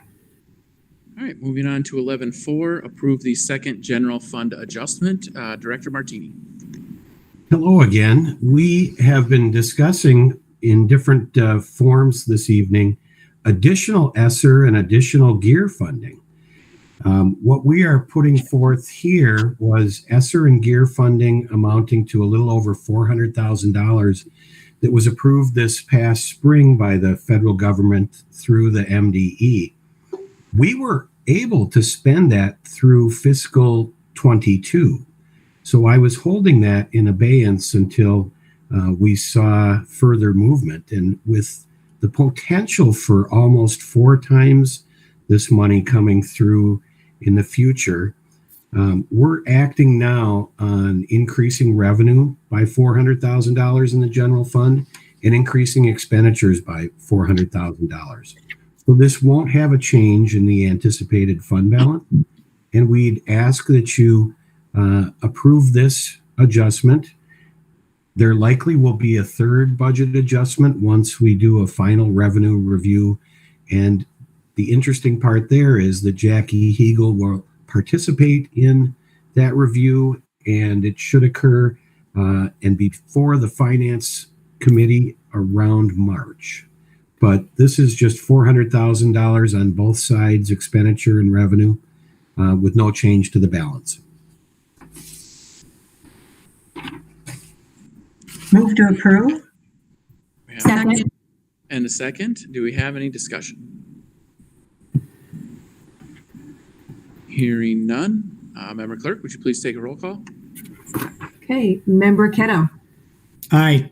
Member Keto votes aye. Member Olson. Aye. Member Olson votes aye. Member Rayfield. Aye. Member Rayfield votes aye. Member Tyson. Aye. Member Tyson votes aye. Member Peterson. Aye. Member Peterson votes aye. Member Luthner votes aye. And Member Corcoran. Aye. Member Corcoran votes aye. All right, motion passes. Moving on to 11.5, approve out-of-state travel by school board members, policy 103B. The policy committee has reviewed this policy, and I'm bringing it to you tonight with the recommendation of approval. The purpose of this policy is to control out-of-state travel by school board members as required by law. Just a simple change is being recommended at this time. You'll find that on page 2 with an added statement stating that it is preferable that elected officials will use district direct payment methods whenever possible. So whether it's airfare or hotels, that gets paid through district payment method versus personal method for reimbursement. With that, administration recommends approval. Do we have a motion to approve 11.5? So moved. Second. We have a motion and a second. Discussion? That was just a great way to clarify the language in there. We, in policy committee, we were discussing the fact that, that's what we've been doing. So I'm glad to see that language is put in there now. Any other discussion? Hearing none, Member Clerk, would you please take a roll call? Okay, Member Olson. Aye. Member Olson votes aye. Member Rayfield. Aye. Member Rayfield votes aye. Member Tyson. Aye. Member Tyson votes aye. Member Peterson. Aye. Member Peterson votes aye. Member Luthner votes aye. Member Corcoran. Aye. Member Corcoran votes aye. Member Keto. Aye. Member Keto votes aye. All right, moving on to 11.6, approve harassment and violence policy 425. Dr. Massey. Thank you. The purpose of this policy is to maintain a learning and working environment that is free from harassment and violence on the basis of race, color, creed, religion, national origin, sex, age, marital status, familial status, status with regard to public assistance, sexual orientation, including gender identity or expression or disability. This policy requires an annual review. The policy committee has reviewed this policy. It is recommending a change in a cross-reference on page 13, referencing now, in addition to other references, our own policy 510. And with that, administration recommends approval. Do we have a motion to approve 11.6? So moved. So moved. Second? We have a motion and a second. Any discussion? I appreciate how wide the coverage is, and it enumerates many different areas that could potentially be overlooked by a more blanket policy. So calling things out by name really shows that we care and are looking for equality.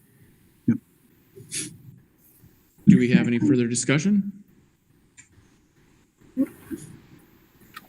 Hearing none, Member Clerk, would you please take a roll call? Member Rayfield. Aye. Member Rayfield votes aye. Member Tyson. Aye. Member Tyson votes aye. Member Peterson. Aye. Member Peterson votes aye. Member Luthner votes aye. Member Corcoran. Aye. Member Corcoran votes aye. Member Keto. Aye. Member Keto votes aye. And Member Olson. Aye. Member Olson votes aye. All right, motion passes. Moving on to 11.7, approve student transportation safety policy 531. Dr. Massey. Thank you. The purpose of this policy is to provide safe transportation for students and to educate students on safety issues and the responsibility of school bus ridership. The policy committee has reviewed this policy. They're not recommending any changes at this time. And with that, administration recommends approval. Do we have a motion to approve 11.7? So moved. Second. All right, we have a motion and a second. Discussion? Hearing none, Member Clerk, would you please take a roll call? Member Tyson. Aye. Member Tyson votes aye. Member Peterson. Aye. Member Peterson votes aye. Member Luthner votes aye. Member Corcoran. Aye. Member Corcoran votes aye. Member Keto. Aye. Member Keto votes aye. Member Olson. Aye. Member Olson votes aye. And Member Rayfield. Aye. Member Rayfield votes aye. All right, motion passes. Moving on to 11.8, approve 2022 school age care employee agreement. Dr. Massey. Thank you. I'm pleased to bring this ratified contract agreement to you tonight for your approval. There are three noteworthy modifications and changes to this contract. The first would be a $250 increase, annual increase to 403B district contribution. The second would be related to wage increase, and within school board parameters, we're showing a 2% wage increase in the first year, a 0% in the second year.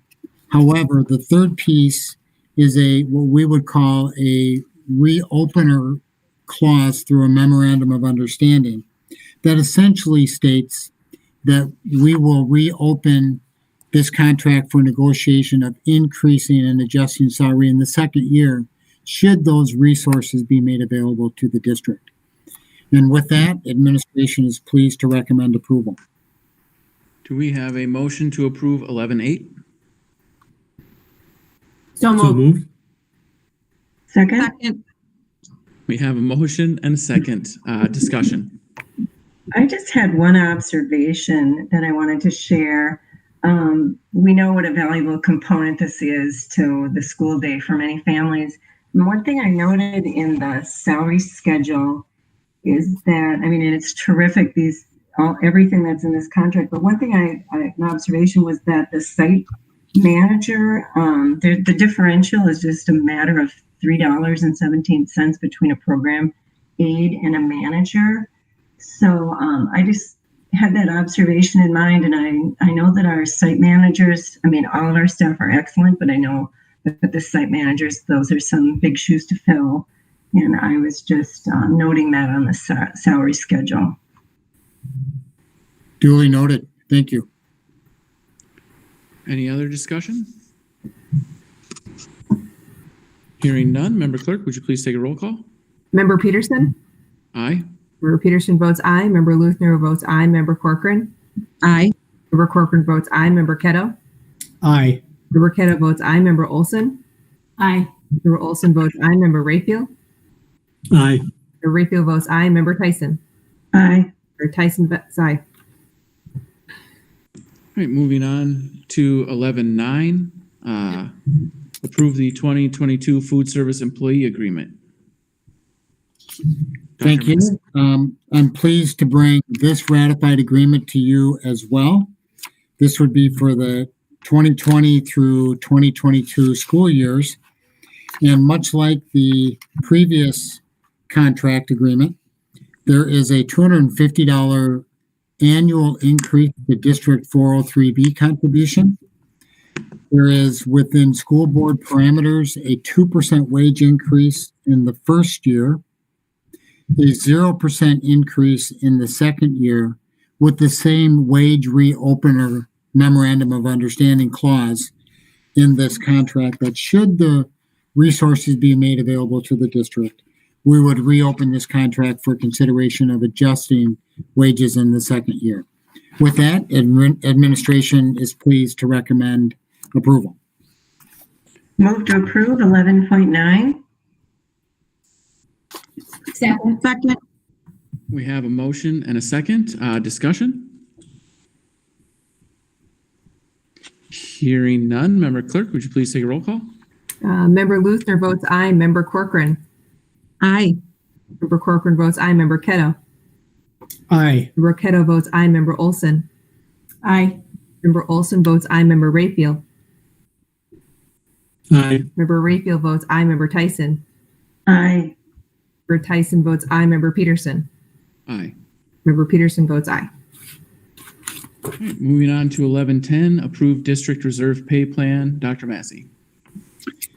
Thank you, Member Chair. I'm going to ask Director Friedman to jump on. Thank you, Donna, for joining us to walk us through a fairly elaborate continuation of a concept to address staff that need to be absent due to COVID-related quarantine needs or illness.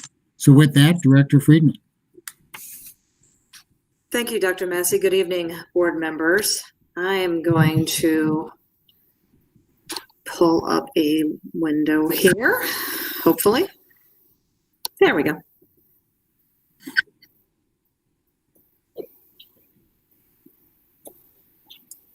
Okay. Good. Okay. So you may have in your mind something along the lines of, didn't we do this last spring?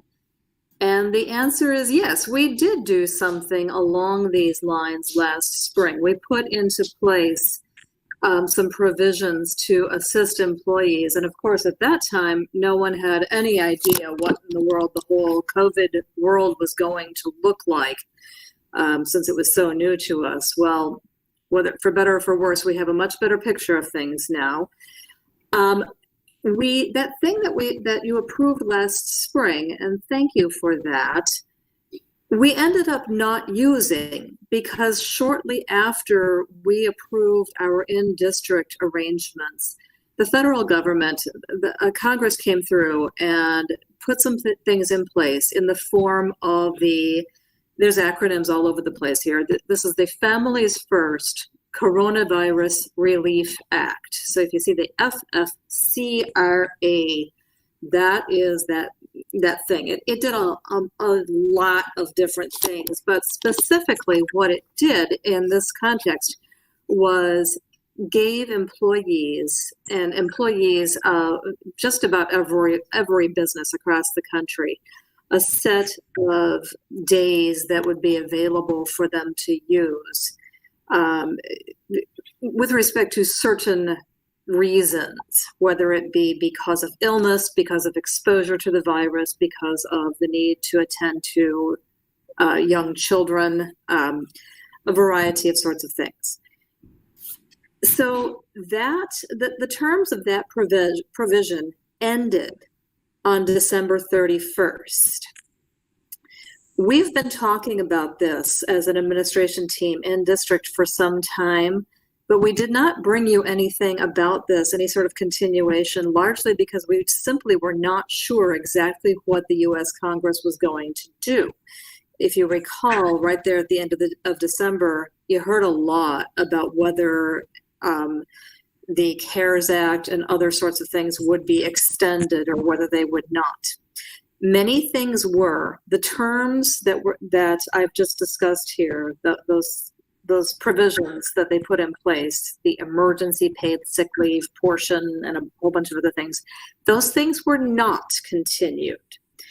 There was, you may have heard also, an encouragement by the federal government to employers to, I would say encouragement or option, either one, to continue the terms of the act on a voluntary basis. And lots of people have heard about this, that the U.S. Congress has sent this message. And to go along with that, they have said that employers who do choose to continue the terms through March 31st is the date that's involved, through that possibility that they've enacted, would have the option to recoup some costs in their tax payments.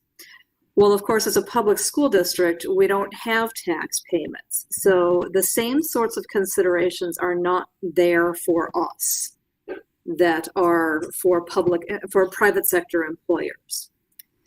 This being said, we have had a lot of conversation as an admin team. And as I've mentioned, we've had if you want to call it the benefit of 5 months of examples of how this thing plays out.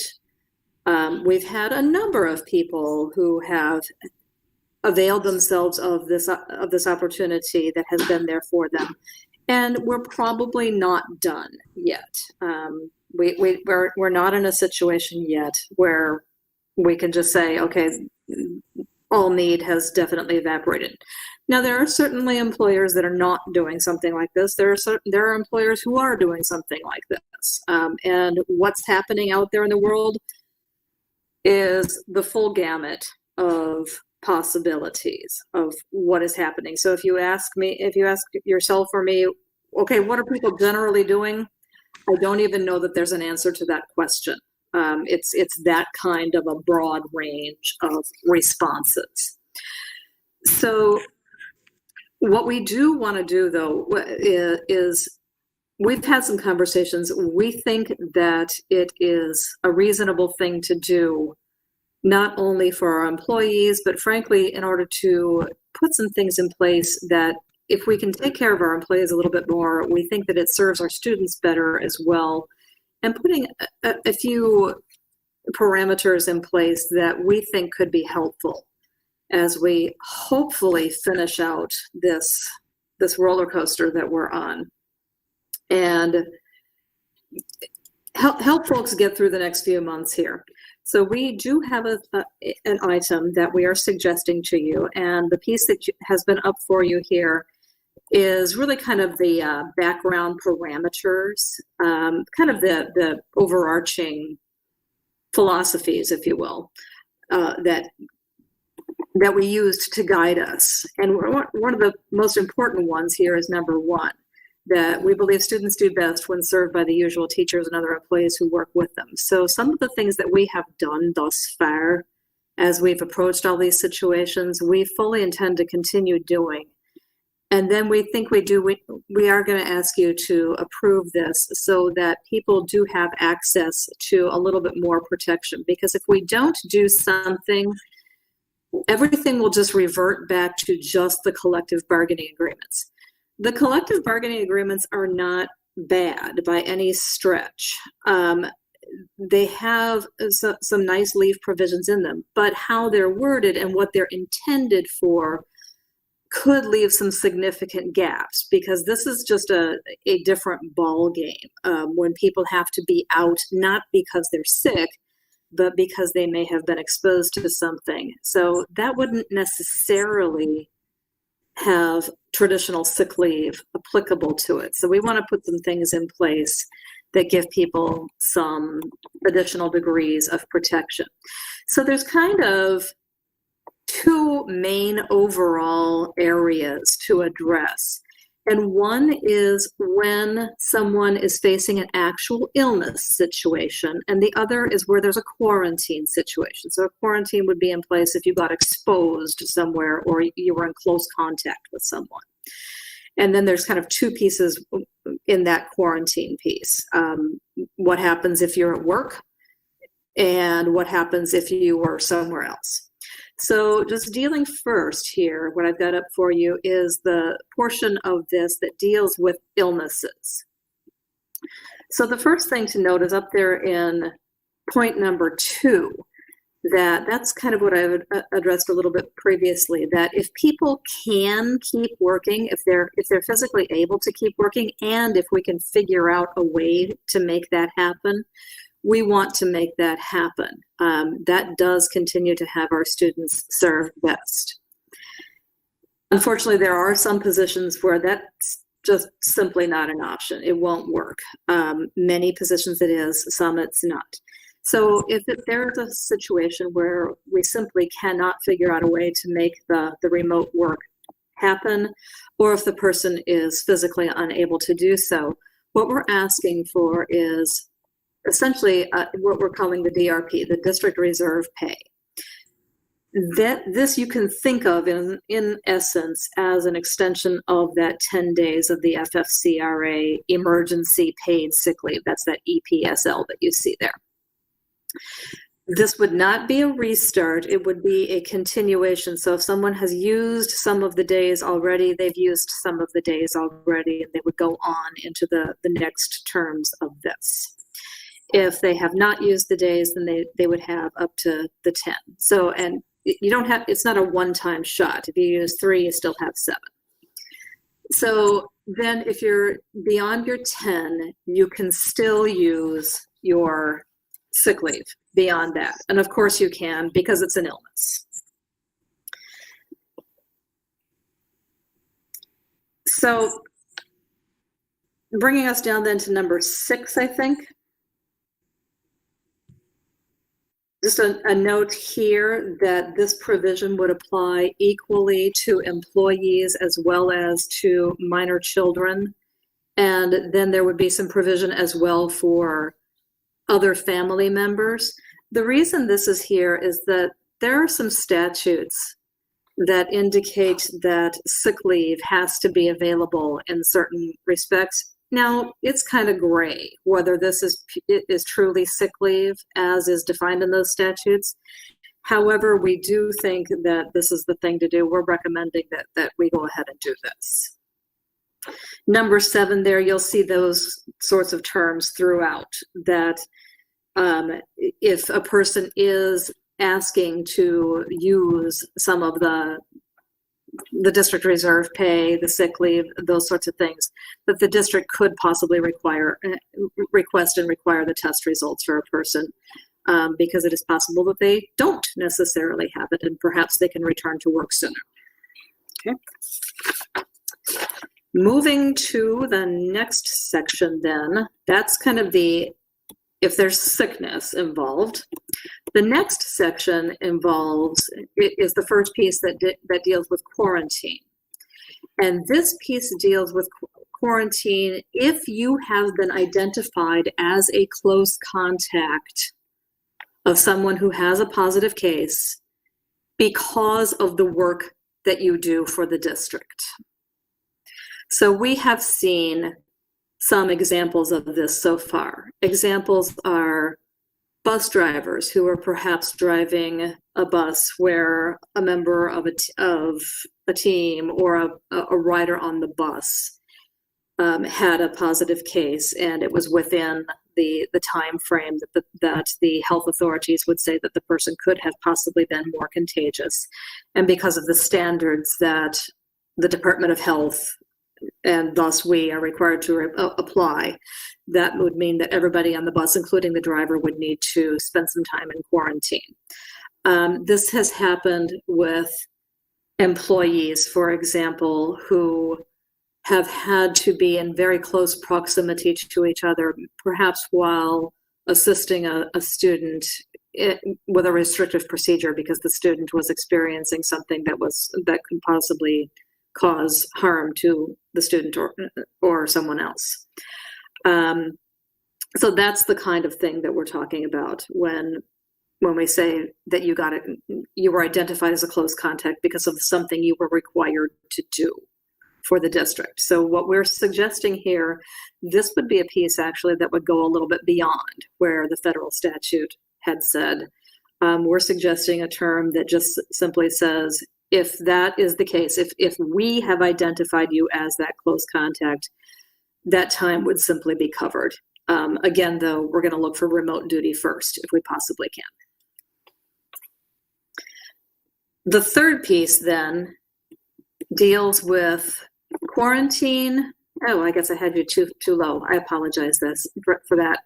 The piece that I was just talking about was up here. I clicked back too quickly and didn't notice where I was. I apologize.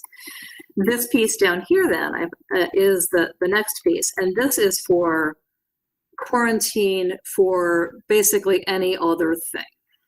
So this would be folks who have a family member perhaps who has a positive case, and the employee has to quarantine because of their proximity to the family member.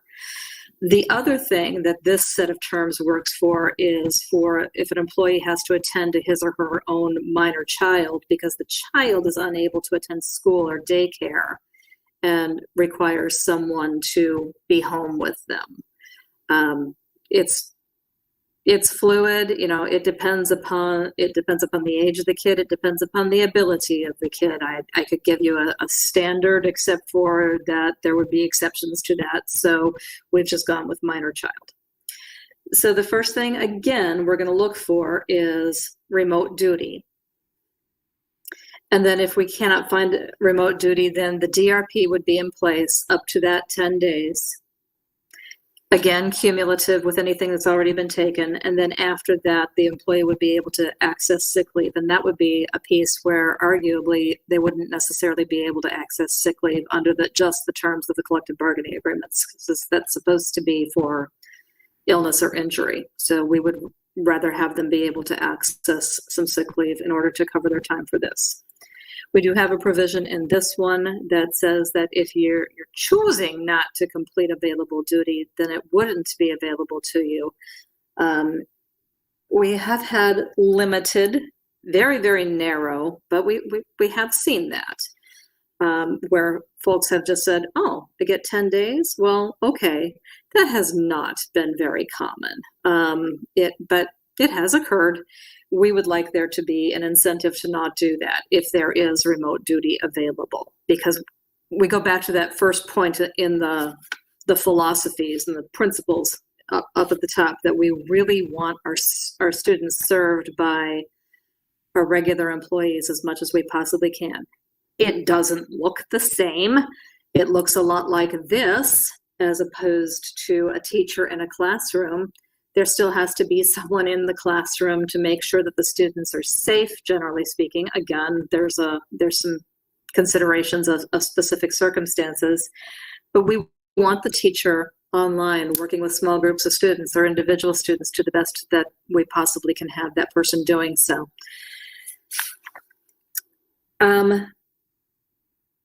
Yeah, so there are some situational questions around that.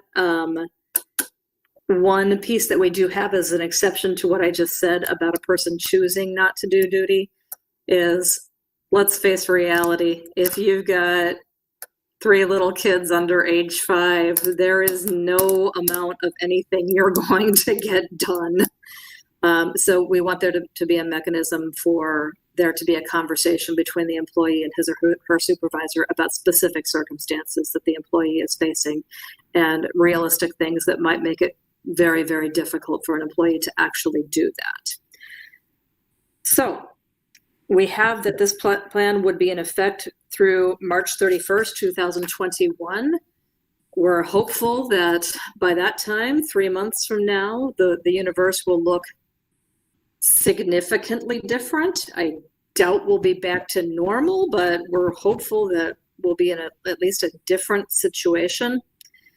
And we would probably assess at the time what the situation would be. Because we are not availing ourselves of the tax credits, we are largely at liberty to make whatever we see fit to do as a school district with respect to this plan.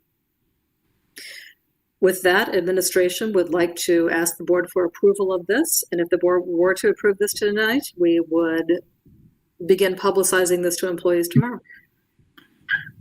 Member Chair, before you take a motion on this, I would add that as we talked about ESSER and GEARS funding, particularly the ESSER funding coming from the state, these are the kind of things that districts are saddled with to try to get ourselves through a very challenging year.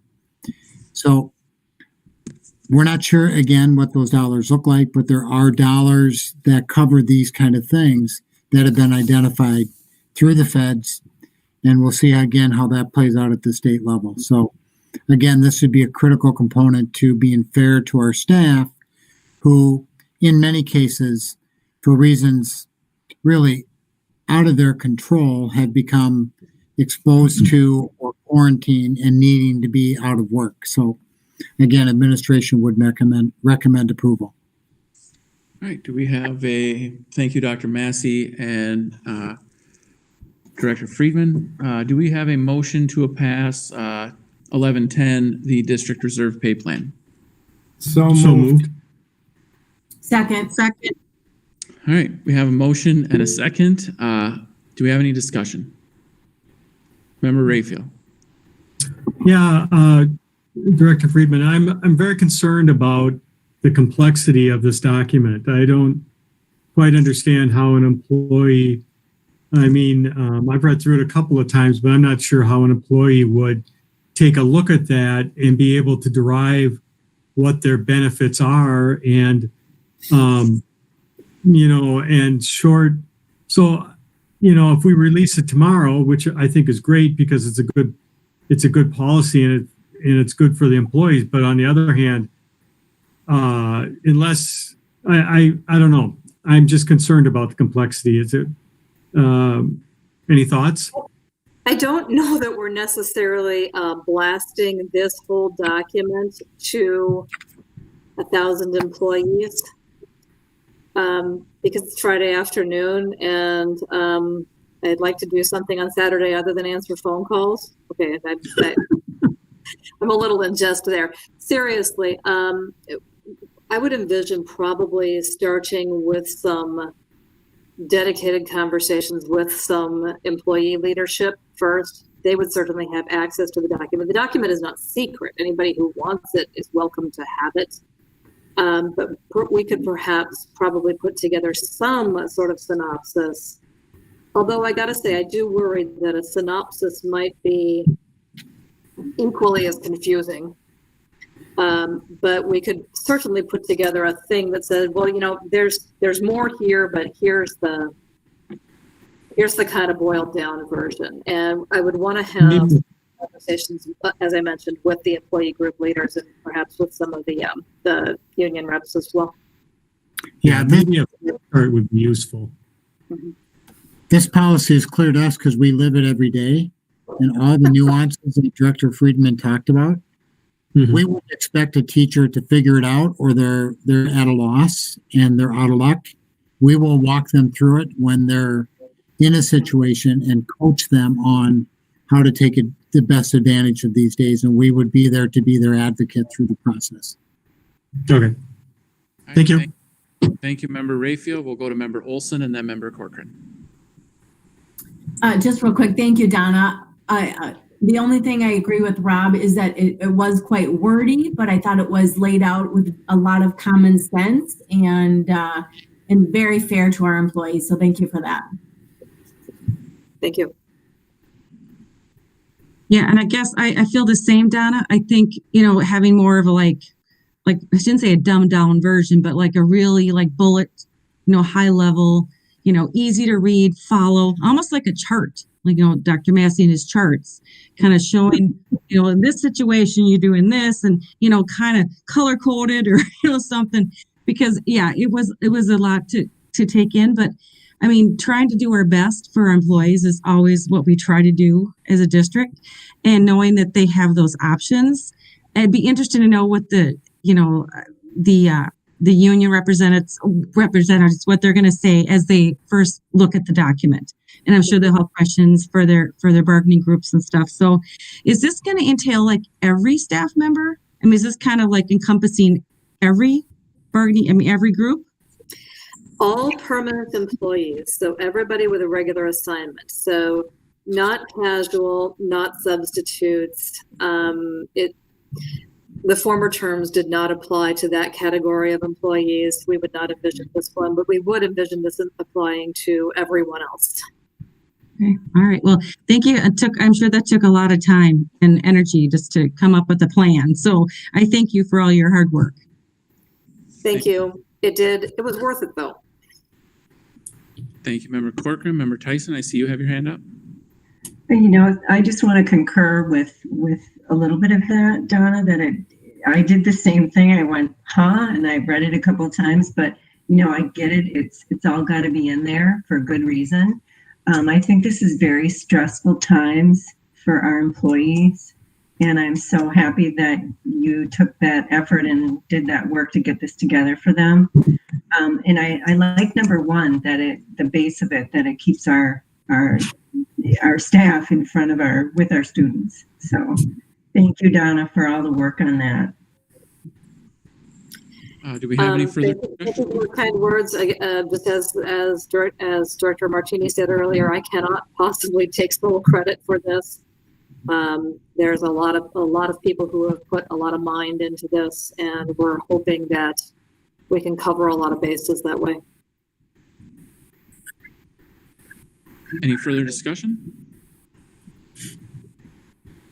All right. I would just like to add that I think it's the right thing to do for our employees, and to ensure that people maintain safety. It's easy to forget, but some folks, when they look at the realities of missing a day's worth of pay, don't make the right choice because they need the money. And this will help make sure that we don't end up with folks in making that decision to go to work when they shouldn't go to work, and jeopardizing the safety of both themselves and someone else. With that being said, and seeing no further discussion, Member Clerk, would you please take a roll call? 15th roll call of the night. Member Corcoran? Aye. Member Corcoran votes aye. Member Keto? Aye. Member Keto votes aye. Member Olson? Aye. Member Olson votes aye. Member Rayfield? Aye. Member Rayfield votes aye. Member Tyson? Aye. Member Tyson votes aye. Member Peterson? Aye. Member Peterson votes aye, and Member Luthner votes aye. All right, moving on to 1111, recommendation to award bid for the Forest Lake High School Facilities Project. Director Martini. Thank you. Good evening again. We're really excited that we had excellent coverage for the Forest Lake High School Athletic Facilities Project. Larson Engineering and KOMA Architects developed our bid specs, and as some folks have talked about relative to committee meetings, we had outstanding response. There were 11 bidders. 5 of them were bidding on the site component of the work, and 7 of those 11 bidders were bidding on the building components.